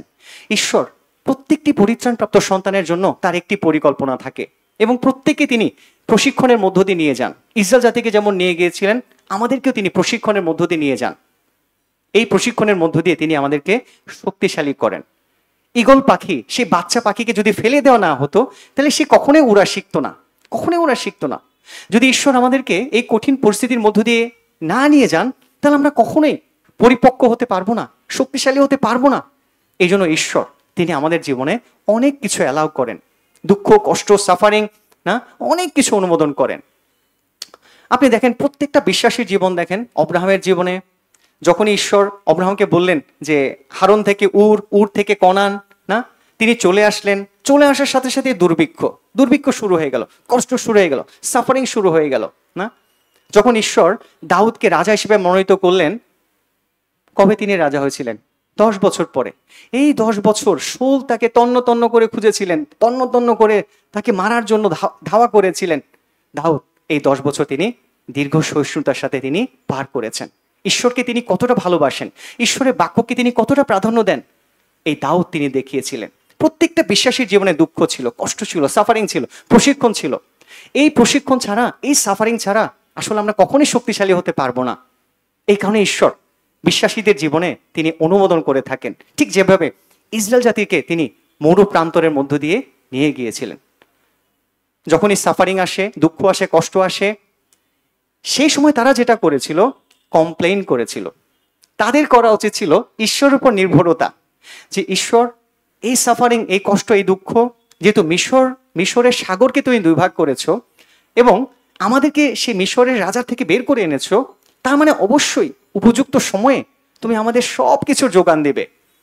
ঈশ্বরের প্রতি তাদের এই কৃতজ্ঞতা না দেখিয়ে বরঞ্চ কমপ্লেন, এই খাবার নাই, এই জল নাই, এই মাংস নাই, মিশর দেশেই ভালো ছিলাম না। এবং সেই মিশর দেশে যে দেবদেবতার পূজা করতেন ফোরন রাজা, ঠিক সেই দেবতার পূজা করা শুরু করে দিল যখন মোশি সেই হোরেব পর্বতে গেল না। ঠিক ইসরায়েল জাতি এটাই করেছিল। যখন আমাদের জীবনে সাফারিংগুলো, প্রশিক্ষণগুলো আসে, তখন আমরাও যেন কমপ্লেন না করি, ঈশ্বরকে যেন, ঈশ্বরের সময়ের জন্য যেন অপেক্ষা করতে পারি। ঠিক দাউদের মতো, দাউদ, শৌলের মতো যেন আমরা না হই। শৌল না, আমরা জানি শৌলের ঘটনা না। শৌলকে ঈশ্বর কি বলেছিলেন? সেই অমালেকীয়দের সঙ্গে তুমি যুদ্ধ করো, সেই যুদ্ধে আমি অমালেকীয়দের তোমার হাতে সমর্পণ করেছি। শৌল, ইসরায়েল জাতির হাতে সমর্পিত করেছি, তোমরাই যুদ্ধে জয়লাভ করবে, কিন্তু শর্ত হচ্ছে তুমি 7 দিন অপেক্ষা করবে। 7 দিন না, সময় যতদিন পর্যন্ত না আসবে, সেই হোমবলি, সেই উৎসর্গ না করবে, ততদিন পর্যন্ত তুমি অপেক্ষা করবে। শৌলের আরেকটু অপেক্ষা করা উচিত ছিল, তিনি অপেক্ষা করেছিলেন 7 দিন, আরেকটু করা উচিত ছিল, কিন্তু তিনি অপেক্ষা করতে পারলেন না। তিনি সাথে সাথেই, যেটি করার অধিকার তার নেই, যেটি করার ক্ষমতা তার নেই, তিনি রাজা, তার পজিশন ছিল রাজা, তার পজিশন কখনো যাজকের পজিশন ছিল না, কিন্তু তিনি সেটাই করলেন, যাজকের কাজটা তিনি করলেন। তিনি পশু উৎসর্গ করে দিলেন, বলি উৎসর্গ করে দিলেন। তিনি অপেক্ষা করতে পারলেন না, ঈশ্বরের বাক্যের অবাধ্য হলেন না। আসলে আশীর্বাদ কারা পায়? যারা বাক্যের বাধ্য। শাউল কেন তার রাজত্ব হারিয়েছিলেন? আজকে দাউদের জায়গায় সেখানে শাউলের নামটা থাকতো, আজকে সেই যীশুখ্রিস্ট শাউলের বংশধর থেকে আসতে পারতেন, কিন্তু সেটা হয়ে গেল দাউদের। কেন? কারণ শাউলের অবাধ্যতার কারণে। কেন? কারণ দীর্ঘ সহিষ্ণুতার অভাবের কারণে। শাউল দেখছে যে পরিস্থিতি খুবই খারাপ, আমার সৈন্যরা চলে যাচ্ছে, কিভাবে জয়লাভ করব? একবারও ঈশ্বরের বাক্যের উপরে নির্ভরতা রাখতে পারলেন না, অপেক্ষা করতে পারলেন না। ঈশ্বর বলেছেন এই যুদ্ধে জয়লাভ দেবেন তিনি, আমার কাজ হচ্ছে ঈশ্বরের বাক্যের উপরে নির্ভর করা। কিন্তু শাউল সেটা পারেননি, দাউদ পেরেছিলেন। দাউদ তিনি পেরেছিলেন। দাউদ কমপ্লেন করেননি, ঈশ্বর 2 বছর হয়ে গেল, কই আমি তো রাজা হইনি, না আমাকে তুমি অভিষেক করেছো, 5 বছর হয়ে গেল, 9 বছর হয়ে গেল, কই আমি তো এখনো রাজা হইনি। দাউদ একবারও কমপ্লেন করেননি, ঈশ্বর শাউল আমাকে মারার জন্য ঘুরছে, না এই কি তোমার রাজা হিসেবে আমাকে অভিষেক করা, কেন এত কষ্ট, কেন এত সাফারিং? না, দাউদ কখনোই কমপ্লেন করেনি। তিনি সমস্ত প্রশিক্ষণগুলোকে, ঈশ্বরের প্রশিক্ষণগুলোকে তিনি মাথা পেতে নিয়েছিলেন। না, এই কারণে দাউদ একজন উত্তম রাজা। দাউদের জীবন থেকে অনেক শিক্ষার আছে, অনেক সুন্দর সুন্দর শিক্ষা আছে। দাউদ যীশুখ্রিস্টের বাক্যগুলোকে অক্ষরে অক্ষরে পালন করেছিলেন। যীশু কি বলেছিলেন? তোমার শত্রুদিকে প্রেম করবে, শত্রুকে তিনি ভালোবাসবে। এটা কেউ পারে না, খুব কম মানুষ এটা পারে, কিন্তু পরিত্রাণপ্রাপ্ত ব্যক্তিরাই পারে একমাত্র। যারা অপরিত্রাণপ্রাপ্ত, যারা অবিশ্বাসী, তারা পারে না। যীশুখ্রিস্ট বলেছেন, মতি 6 অধ্যায় আছে, করগ্রাহীরাও কি সেই মতো করে না? যারা তোমাদেরকে ভালোবাসে, করগ্রাহী তাদেরকেই ভালোবাসে, কিন্তু যে আমাকে ভালোবাসে না তাকে ভালোবাসা। দাউদ সেটা করেছিলেন। শাউল তাকে কতবার মারার চেষ্টা করেছিলেন? 3000 মানুষ নিয়ে 2 বার, কিন্তু 2 বারই দাউদ শাউলকে মারার জন্য তিনি তার সুযোগ ছিল। এবং দাউদের যে সঙ্গী অবিষয় বলেছিলেন যে ঈশ্বর শাউলকে আপনার হস্তে সমর্পিত করেছেন, এখনই এই বর্ষা দিয়ে আঘাত করি, শুধু একবার আপনি অনুমতি দেন। দাউদ বলেছিলেন, ঈশ্বরের অভিষিক্ত ব্যক্তিকে আমি কখনোই মারবো না, আমি কখনোই কাজটা করতে পারবো না। দাউদ আসলে ঈশ্বরকে সম্মান করতেন। দাউদের জীবনের মূল কেন্দ্রবিন্দু ছিলেন ঈশ্বর, ঠিক মোশির জীবনের মূল কেন্দ্রবিন্দু ছিলেন ঈশ্বর, ভালোবাসা। এই কারণে দাউদের জীবন থেকে আমাদের অনেক অনেক শিক্ষার আছে, না কিভাবে প্রশিক্ষণের মধ্য দিয়েও কোনো কমপ্লেন নয়, কিন্তু ঈশ্বরের প্রতি কৃতজ্ঞতা, ধন্যবাদ, ভালোবাসা। ঈশ্বর তোমার ইচ্ছে আমার জীবনে সিদ্ধ হোক। যখন যিশুকে গেতসেমানি বাগানে যখন তিনি প্রার্থনা করছিলেন, তিনি জানেন যে তাকে এখন খুব কঠিন অবস্থার সময়ের মধ্য দিয়ে যেতে হবে, তাকে ক্রুশবিদ্ধ করা হবে, না তাকে মরতে হবে, না এটা খুবই কঠিন একটা কাজ ছিল, খুবই কঠিন। আপনি ধরেন গাড়িতে করে যাচ্ছেন, হঠাৎ অ্যাক্সিডেন্ট করলেন, আপনি মারা গেলেন, ঠিক আছে, কিন্তু আপনি জানলেন যে আমাকে নিয়ে যাচ্ছে, ফাঁসি দেওয়া হবে। যারা ফাঁসিতে যাদেরকে মেরে ফেলা হয় তারা অনেক কষ্টে থাকে, কারণ সে জানে যে একটুক্ষণ পরে তাকে ফাঁসিতে ঝুলানো হবে, এরকম করে গলায় বেঁধে রাখা হবে, শ্বাস নিতে পারবে না, হয়তোবা তার হৃদয়ে খুব কষ্ট থাকে। ঠিক যীশুখ্রিস্ট তিনি জানতেন যে আমাকে মরতে হবে, কিন্তু তারপরও তিনি বলেননি যে আমি মরতে চাই না, আমি এই কষ্টটা ভোগ করতে চাই না। তিনি কষ্টটা ভোগ করেছেন এবং তিনি বলেছেন, পিতা তোমার ইচ্ছাই সিদ্ধ হোক। ঠিক আমরাও যেন পিতাকে বলতে পারি, পিতা তোমার ইচ্ছাই সিদ্ধ হোক। এই প্রশিক্ষণ যদি আমার জীবনে তুমি অনুমোদন করে থাকো, তবে এই প্রশিক্ষণটাই আমার জীবনে সিদ্ধ হোক। হয়তো এই প্রশিক্ষণের মধ্য দিয়ে তুমি আমাকে শক্তিশালী করতে চাও, পরিপক্ক করতে চাও, ব্যবহার করতে চাও। এই জন্য ঈশ্বর তিনি আমাদের জীবনেও অনেক সময় এগুলো অনুমোদন করে থাকেন। এবং চতুর্থ বিষয় হচ্ছে, যখন ঈশ্বর ইসরায়েল জাতিকে শুধু প্রশিক্ষণই তিনি দেননি, সাফারিং এর মধ্যে দিয়ে তিনি নিয়ে যাননি। চতুর্থতম বিষয়, সেখানেও ছিল ঈশ্বরের ভালোবাসা। এই যে প্রশিক্ষণ, দুঃখ, কষ্ট, সাফারিং, আপনি কি মনে করেন যে ঈশ্বর আমাদেরকে ভালোবাসেন না বিধায় এগুলো দেন? না, ভালোবাসেন বিধায় এগুলো দেন। কারণ রোমিও 8 অধ্যায় 28 পদে আছে, যে যত বেশি দুঃখ ভোগ করবে, যে যত বেশি প্রশিক্ষণ উপভোগ করবে, সে ততই পুরস্কার পাবে। রোমিও 8 অধ্যায় 28 পদে আছে, আমাদের প্রতি যে প্রতাপ প্রকাশিত হইবে, তাহার সঙ্গে এই বর্তমান কালের দুঃখ ভোগ তুলনার যোগ্য নয়। আমেন। আমাদের প্রতি যে প্রতাপ প্রকাশিত হইবে, তাহার সঙ্গে এই বর্তমান কালের দুঃখ ভোগ তুলনার যোগ্য নয়। তিনি আপনাকে অনেক ভালোবাসেন, এই কারণে তিনি আপনাকে অনেক সাফারিং এর মধ্য দিয়ে, দুঃখের মধ্য দিয়ে, কষ্টের মধ্য দিয়ে নিয়ে যান, ভালোবাসার কারণে। ঈশ্বর আপনাকে ভালোবাসেন। আপনি যদি এই দুঃখগুলো ভোগ করেন দাউদের মতো, আপনি অনেক পুরস্কার পাবেন, অনেক প্রতাপ পাবেন। কিন্তু দুঃখের বিষয়, অনেক খ্রিস্টান তারা পুরস্কার পেতে চায় না। কেন? কারণ তারা দুঃখ ভোগ করতে চায় না, অভাব ভোগ করতে চায় না।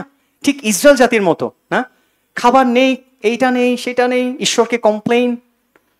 কিন্তু সেই খ্রিস্টানরা আশীর্বাদ প্রাপ্ত হয় যারা এগুলোকে উপভোগ করে, এগুলোকে মেনে নেয়, ঈশ্বরকে গৌরব দেয়। সে অবস্থার মধ্য দিয়ে তারা ঈশ্বরের প্রশংসা করে, সেই অবস্থার মধ্য দিয়েও তারা সুসমাচার প্রচার করে, সেই অবস্থার মধ্য দিয়েও তারা ঈশ্বরের বাক্য পড়ে না, সেই অবস্থার মধ্য দিয়েও তারা কাউন্সেলিংগুলো চালিয়ে যায়। অনেক সময় যখন খারাপ পরিস্থিতিগুলো আসে তখন আমরা বাইবেল পড়তে পারি না, তখন আমরা অনেক সময় মণ্ডলীতে আসতে পারি না, ঈশ্বরের বাক্য শুনতে আমাদের আর ইচ্ছা করে না, কারণ পরিস্থিতি ভালো না, পরিস্থিতি খুবই খারাপ। কিন্তু আপনি বিজয়ী যখন আপনি সেই অবস্থার মধ্য দিয়েও আপনি মণ্ডলীতে আসবেন, সে অবস্থার মধ্য দিয়েও ঈশ্বরের বাক্যটা খুলবেন, পড়বেন, সে অবস্থার মধ্য দিয়েও ঈশ্বরের বাক্যের বাধ্য হবেন, পালন করবেন, তখন আপনি অনেক আশীর্বাদ প্রাপ্ত হবেন। ইয়োবের মতো। ইয়োব তিনি শুধু ঈশ্বরের বাক্যগুলোকে শুধু নলেজের মধ্যে রাখেননি, জ্ঞানের মধ্যে রাখেননি, তিনি ঈশ্বরের বাক্যগুলোকে তার জীবনের এক্সপিরিয়েন্স দ্বারা দেখিয়েছেন। তিনি দেখিয়েছেন যে কিভাবে ঈশ্বরের বাক্যগুলোকে মান্য করতে হয় কঠিন পরিস্থিতির মধ্য দিয়েও। আমরা পরিপক্ক খ্রিস্টান, দ্বিতীয় বিবরণ 32 অধ্যায় 2 পদে দেখলাম না, তৃণের জন্য দরকার সেই অল্প বৃষ্টিপাত, শাক অর্থাৎ পরিপক্ক বিশ্বাসীদের জন্য দরকার ভারী বৃষ্টিপাত। দায়িত্ব মানে আরো দায়িত্ব নিতে হবে, আমাদের আরো শক্তিশালী হতে হবে। এজন্য চতুর্থ বিষয়টি হচ্ছে ঈশ্বর ইসরায়েল জাতিকে প্রশিক্ষণ দেওয়ার পরে তিনি কনান দেশ দিয়েছিলেন। কনান, দুগ্ধ মধু সেই কনান দেশ, যে কনান দেশটা অনেক সুন্দর, অনেক চমৎকার না। দ্বিতীয় বিবরণ তার 8 অধ্যায় 7 থেকে 9 পদ। দ্বিতীয় বিবরণ তার 8 অধ্যায় 7 থেকে 9 পদ। দ্বিতীয় বিবরণ তার 8 অধ্যায় 7 থেকে 9 পদ। কেননা তোমার ঈশ্বর সদাপ্রভু তোমাকে এক উত্তম দেশে লইয়া যাইতেছেন, সেই দেশে উপত্যকা ও পর্বত হইতে নির্গত জলস্রোত, অনুই ও গভীর জলাশয় আছে। সেই দেশে গম, জব, দ্রাক্ষালতা, ডুমুর গাছ ও দরিম্ব এবং তৈলদায়ক জলপাই বৃক্ষ ও মধু উৎপন্ন হয়। সেই দেশে আহারের বিষয়ে ব্যয় কুণ্ঠ হইতে হইবে না, তোমার কোনো বস্তুর অভাব হইবে না। সেই দেশের প্রস্তর লৌহ ও তথাকার পর্বত হইতে তুমি পিত্তল আহরণ করিবে। সেই দেশে তোমার কোনো কিছুর অভাব হবে না। সেই দেশটা খুবই সুন্দর, দুগ্ধমধু প্রবাহী দেশ, কনান দেশ না। এই দেশটাই তিনি ইসরায়েল জাতির জন্য উপহার হিসেবে রেখেছেন, যে তারা আর কিছুদিন পরেই তারা এই জর্দন নদী পার হয়ে এই কনান দেশে যাবে। সেম ঈশ্বর, তিনি আমাদেরকে দুঃখ, সাফারিং, প্রশিক্ষণের মধ্য দিয়ে নিয়ে যাচ্ছেন। এটাও তার ভালোবাসা, এটাও তার ভালোবাসা যে এই সাফারিং এর পরেই খুব তাড়াতাড়ি যীশুখ্রিস্ট আসতে যাচ্ছেন। বর্তমান পৃথিবীর যে অবস্থাগুলো দেখতে পাচ্ছি, ভালোবাসা শীতল হয়ে গেছে, নাই না, একজন আরেকজনের বিরুদ্ধে, একজন আরেকজনের, এক দল আরেক দলকে দেখতে পারছে না, নিন্দা, সমালোচনা, মারামারি, সবাই সেই ক্ষমতার লোভে ঠিক যুদ্ধ বিগ্রহগুলো বেজে যাচ্ছে। তার মানে যিশুর আগমন খুবই সন্নিকট, খুব তাড়াতাড়ি তিনি চলে আসবেন, এবং যখনই তিনি চলে আসবেন তখনই তিনি আমাদেরকে তুলে নিয়ে যাবেন, আমাদেরকে সেই কনান দেশ, সেই স্বর্গীয় দেশে নিয়ে যাবেন, যেখানে দুঃখ, কষ্ট আর কিছুই থাকবে না, যেটা প্রকাশিত বাক্যে 21 অধ্যায় 3 পদে আছে না। দেখো, মনুষ্যদের সহিত ঈশ্বরের আবাস, তিনি তাহাদের সহিত বাস করিবেন আর তাহাদের ঈশ্বর হইবেন, আর তিনি তাহাদের সমস্ত নেত্রজল মুছাইয়া দিবেন, এবং মৃত্যু আর হইবে না, শোক বা আর্তনাদ বা ব্যথাও আর হইবে না। সেখানে আপনার চোখের জল পড়বে না। অনেক সময় এখানে আপনার চোখের জল পড়ে যখন আপনি এই পৃথিবীতে আছেন, বিশ্বাসী হিসেবেও, ঈশ্বরের সন্তান, অনেক সময় আপনার চোখের জল পড়ে। কেন? কারণ আপনার অনেক কষ্ট, অনেক দুঃখ, অনেক সাফারিং, কিন্তু ঈশ্বর আপনাকে কনান দেশে নিয়ে যাবেন খুব তাড়াতাড়ি। অপেক্ষা করুন, ধৈর্য ধরুন, দাউদের মতো অপেক্ষা করুন, খুব তাড়াতাড়ি আপনি কনান দেশে যাবেন, এবং সেখানে আপনার আর চোখের জল পড়বে না। সেখানে আপনি চিরকাল শান্তিতে বাস করবেন, আনন্দে থাকবেন, শান্তিতে থাকবেন চিরকালের জন্য। এই পৃথিবীর সাফারিংটা, এই পৃথিবীর প্রশিক্ষণটা হয়তো অল্পকালের জন্য, কিন্তু স্বর্গের যে আশীর্বাদটা, কনান দেশটা চিরকালের জন্য। এই জন্য ঈশ্বর ইসরায়েল জাতির জন্য তিনি কনান দেশটা তিনি প্রস্তুত করেছিলেন। পঞ্চম, এটাও ছিল ঈশ্বরের ভালোবাসা, এবং পঞ্চম ঈশ্বরের ভালোবাসা সেটা হচ্ছে এইবারে আসি ইসরায়েলের যে ভুলগুলো, তাদের খারাপ দিকগুলো কি ছিল, ভুলগুলো কি ছিল। ঈশ্বর এত আশীর্বাদ করেছেন, তার ভালোবাসা দেখিয়েছেন, কিন্তু ইসরায়েলের ভুলগুলো কি ছিল? এখান থেকে আমাদের একটি শিক্ষা আছে।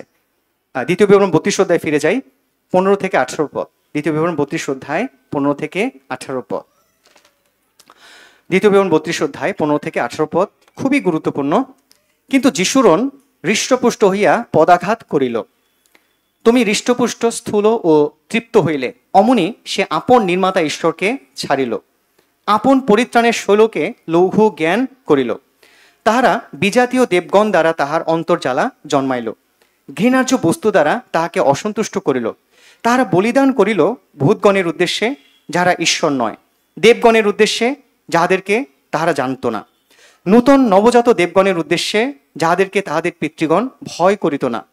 তুমি আপন জন্মদাতা শৈলের প্রতি উদাসীন, আপন জনক ঈশ্বরকে বিস্মৃত হইলে। 15 পদে আছে যিশুরণ। কেউ কি জানেন এই যিশুরণের অর্থটা কি? প্রথম শুনছেন এই শব্দটি? যিশুরণ। যিশুরণ হৃষ্টপুষ্ট হইয়া পদাঘাত করিল। এই যিশুরণ হচ্ছে ইসরায়েল জাতি। ইসরায়েল জাতিকে বোঝানো হচ্ছে, তাদেরকে বলা হয় যিশুরণ। এই যিশুরণ অর্থাৎ ইসরায়েল জাতি যখনই তারা ভালো ছিল, সুখে ছিল, শান্তিতে ছিল, তারপরে তারা কি করলো? তারা ঈশ্বরকে পদাঘাত করলো, লাথি মারল। যখনই তারা হৃষ্টপুষ্ট হলো, স্থূল হলো, মোটা হলো, তৃপ্ত হলো, তখন তারা ঈশ্বরকে ভুলে গেল। ওই যে ঈশ্বর, যে শৈল, না, ঈশ্বর হচ্ছে অনন্তকালীন শক্তিশালী শৈল, যে শৈলকে তারা একসময় বিশ্বাস করেছিলেন, সেই শৈল আর ঈশ্বর নেই। সেই শৈল হয়তোবা জগতের কোনো জিনিস হয়ে গেল ইসরায়েল জাতির জীবনে। কখন?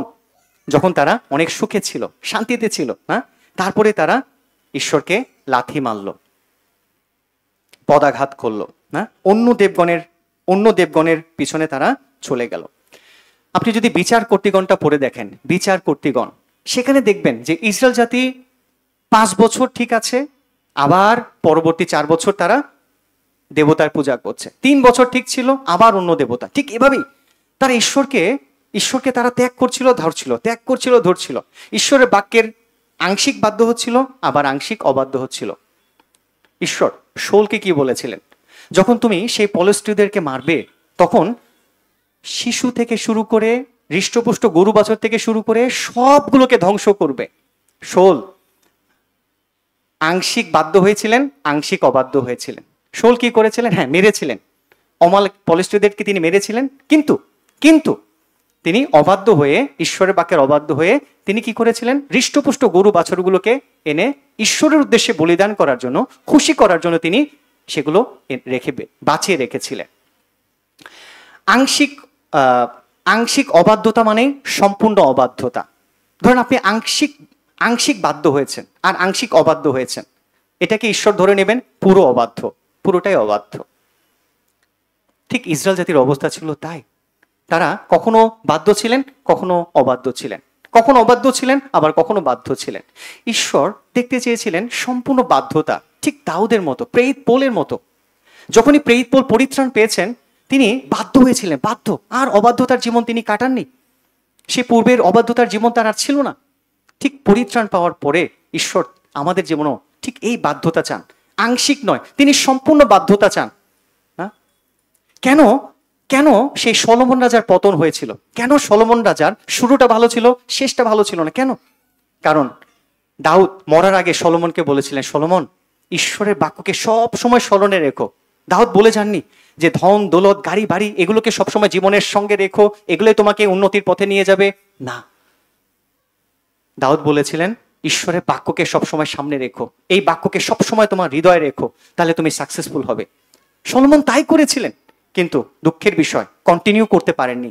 তিনি প্রায় করেছিলেন, কিন্তু আংশিক অবাধ্য হয়েছিলেন। কি অবাধ্য হয়েছিলেন? যখন ঈশ্বর বলেন যে বিজাতীয় কোনো মেয়েকে তুমি বিয়ে করবে না, কিন্তু সলোমন সেই কাজটাই করেছিল। অবিশ্বাসী যারা বিভিন্ন মিথ্যা ঈশ্বরের পূজা করত, সেই ধরনের নারীদেরকে সলোমন বিয়ে করেছিলেন। খুব সুন্দরী ছিল তারা, খুবই ভালো ছিল, সুন্দরী ছিল, অ্যাট্রাকটিভ, শরীরের জন্য খুবই ভালো, কিন্তু তার আত্মিক জীবনের জন্য যে এটা ধ্বংসময়, এটা সলোমন তিনি বুঝতে পারেননি, তিনি অবাধ্য হয়েছিলেন। এই জন্য আংশিক বাধ্য হয়েছিলেন সলোমন, আবার আংশিক অবাধ্য হয়েছিলেন। যার কারণে, এই অবাধ্যতার কারণে সলোমন শেষ পর্যন্ত, যার মধ্য দিয়ে এত বাক্য, এত সুন্দর সুন্দর বাক্য আমরা পেয়েছি, হিতোপদেশ গীত সঙ্গীতে অনেক সুন্দর সুন্দর বাক্য, পরম গীত তিনি লিখেছিলেন, কিন্তু সেই সলোমনের অধঃপতন হয়েছিল অবাধ্যতার কারণে। ঈশ্বর যেটা বারণ করেছিলেন, সলোমন সেটাই করেছিলেন। এই জন্য ঈশ্বর আমাদের জীবনে সম্পূর্ণ বাধ্যতা চান না। যেই বিষয়ে ঈশ্বর বলবেন যে এটা না, সেটা না, সেটা যেন হা না হয়, সেটা যেন অর্ধেক 80% বাধ্য থাকবো, 20% না, কখনোই যেন আমরা এটা না করি। ঈশ্বর যদি বলেন যে এই বাক্য দ্বারা তোমাকে এটা অবশ্যই ত্যাগ করতে হবে, আপনি যেন ওটাকে ত্যাগ করতে পারেন। ঈশ্বর যদি বলেন যে তোমাকে অবশ্যই এটা করতে হবে, আমি যেন করতে পারি। যখন ঈশ্বর নোহকে বলেছিলেন যে একটা জাহাজ নির্মাণ করো, ঠিক যেভাবে ঈশ্বর বলেছিলেন, আদিপুস্তক 6:22 আছে, নোহ একটা কথাও বাইরে করেননি। কেন, কি কি কারণে, কিছুই বলেননি। যখন ঈশ্বর অব্রাহামকে বললেন যে চাও ওই সমস্ত জ্ঞাতি কুটুম্বকে ছেড়ে তুমি চলে যাও, তোমার আত্মীয় স্বজন, সেই রিলেশন, জাগতিক যে সম্পর্ক, এই সম্পর্কের চেয়েও অব্রাহাম ঈশ্বরের বাক্যের গুরুত্ব দিয়েছিলেন। পথের যে দূরত্ব, সেই উর থেকে হারন প্রায় 1400 মাইল, ঠিক সেই পথের দূরত্বের চেয়েও ঈশ্বরের বাক্যের বাধ্যতা ছিল অব্রাহামের জীবনে প্রথম। এই জন্য আমরাও যেন আংশিক বাধ্য, আংশিক অবাধ্য না হই, আমরা যেন বাধ্য থাকতে পারি। এটা ছিল ইসরায়েল জাতির মারাত্মক একটি ভুল, মারাত্মক একটি ভুল, যে যখনই তারা ভালো ছিল তখন তারা ঈশ্বর বাক্যের অবাধ্য হয়ে গিয়েছিল, ঈশ্বর বাক্যের বাধ্য তারা ছিল না। এই কারণে আমরা যেন সবসময় বাক্যের কাছে থাকতে পারি। পিতর, যখন যিশু বললেন পিতরকে সেই গভীর সমুদ্রে তোমার জাল ফেলো, সারা রাত সেখানে জাল ফেলেছিলেন, কোনো মাছ পাননি পিতর, কোনো মাছ পাননি। কেন তিনি জাল ফেলেছিলেন আবার, কেন?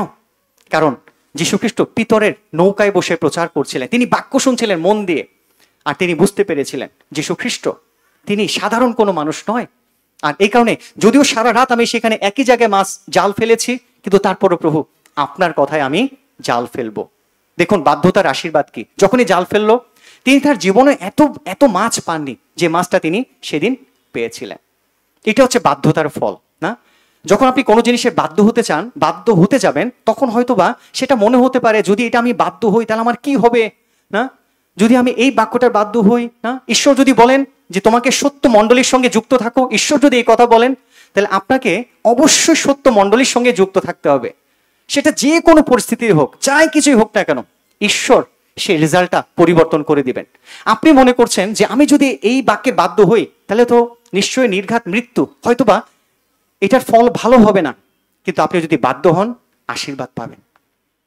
শদ্রক মেশক ওবেদনাগ যখন সেই নবুকদ্নেশ্বর বললেন যে আমাকেই পূজা করতে হবে, আমাকেই প্রণাম করতে হবে, কিন্তু শদ্রক মেশক ওবেদনাগ বললেন না, কখনোই না, যদি মারাও যাই তারপর আপনাকে প্রণাম করব না। তারপরে কি হলো, আগুনে ফেলে দেওয়া হলো। তারপরে কি হলো, তারা কি পুড়ে মারা গেল? না, একটা চুলো তাদের ক্ষতি হয়নি। এটা হচ্ছে বাধ্যতা, সম্পূর্ণ বাধ্যতা, রেজাল্টই আলাদা। সম্পূর্ণ বাধ্যতা তার জীবনে আছে, তার জীবনটা খুবই সুন্দর, খুবই সুন্দর। এই কারণে আমাদেরকে বেশি বেশি ঈশ্বরের বাক্য শুনতে হবে। যদি বাক্য না শুনি, মণ্ডলীতে না আসি, তাহলে আমরা বাক্যের বাধ্য হতে পারবো না। 3 ধরনের খ্রিস্টান আছে। এক ধরনের খ্রিস্টান হচ্ছে যখন তাদের কাছে পরিত্রাণের কথা, নতুন জন্মের কথা প্রচার করা হয়, তারা এই বাক্যের বাধ্য না, নতুন জন্ম পরিত্রাণের গুরুত্ব তাদের জীবনে নেই, তারা এই বাক্যের অবাধ্য। আরেক ধরনের খ্রিস্টান আছে বিশ্বাসী, কিন্তু তারা হচ্ছে বাধ্য খ্রিস্টিয়ান। তারা যখন ঈশ্বরের কোনো বাক্য শুনে, তারা পালন করার জন্য শোনে, তারা শোনার জন্য শোনে না, তারা পালন করার জন্য শোনে। এটা হচ্ছে বিশ্বাসী বাধ্য খ্রিস্টিয়ান।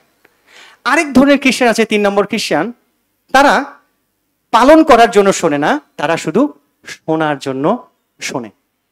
এই জন্য মণ্ডলীতে কে আশীর্বাদ পায়, কোন ব্রাদার সিস্টার আশীর্বাদ যুক্ত হয়?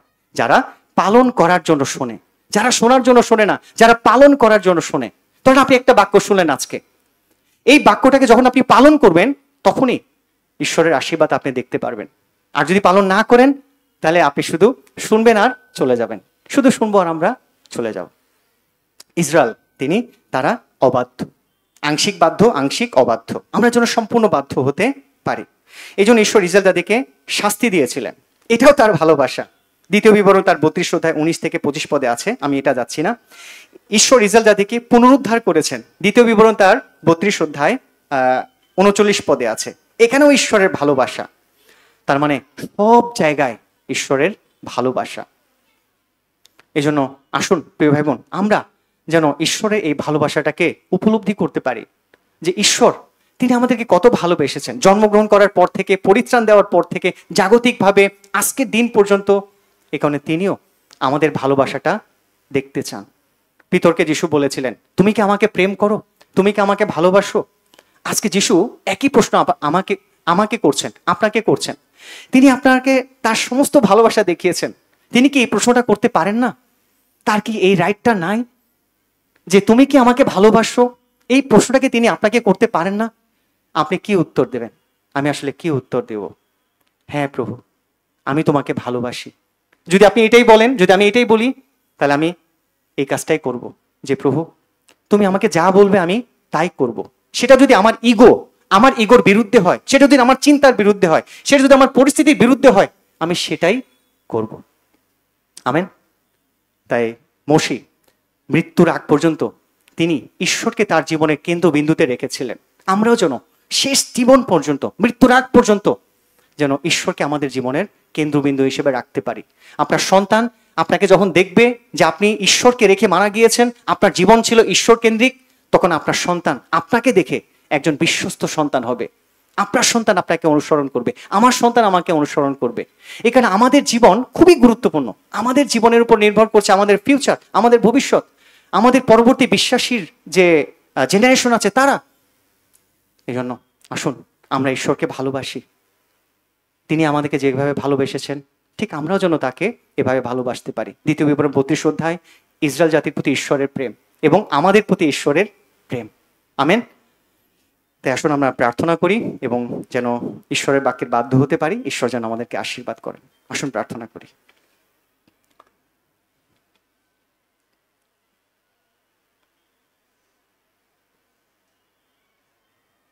আমাদের ভালোবাসার স্বর্গীয় পিতা, আমরা অনেক ধন্যবাদ জানাই, অনেক কৃতজ্ঞতা জানাই বাবা, কারণ তুমি আমাদেরকে পরিত্রাণ দিয়েছো, অনন্ত জীবন দিয়েছো। সেদিন আমরা তোমার বাক্যের বাধ্য হয়েছি বাবা। দয়া করো, অনুগ্রহ করো, যেন তারপর থেকে এখনো পর্যন্ত আরো বেশি বেশি যেন তোমার বাক্যের বাধ্য আমরা হতে পারি। আজকে মোশে যেমন একটা গান লিখেছিলেন, তুমি মোশেকে বলেছিলে যেন ইসরায়েল জাতি তোমার যে ভালোবাসাটা যেন সবসময় স্মরণ করতে পারে, তারা যেন বিপথে চলে না যায়। ঠিক এখান থেকে আমরা অনেক কিছু শিখেছি যে তুমি আসলে আমাদেরকে কতটা ভালোবাসো, এই পবিত্র বাইবেলে লেখা আছে। আমরা যেন এই জগৎকে ভালোবেসে তোমার কাছ থেকে দূরে সরে না যাই, বরঞ্চ তোমাকে যেন আমাদের জীবনে মূল কেন্দ্রবিন্দুতে রাখতে পারি।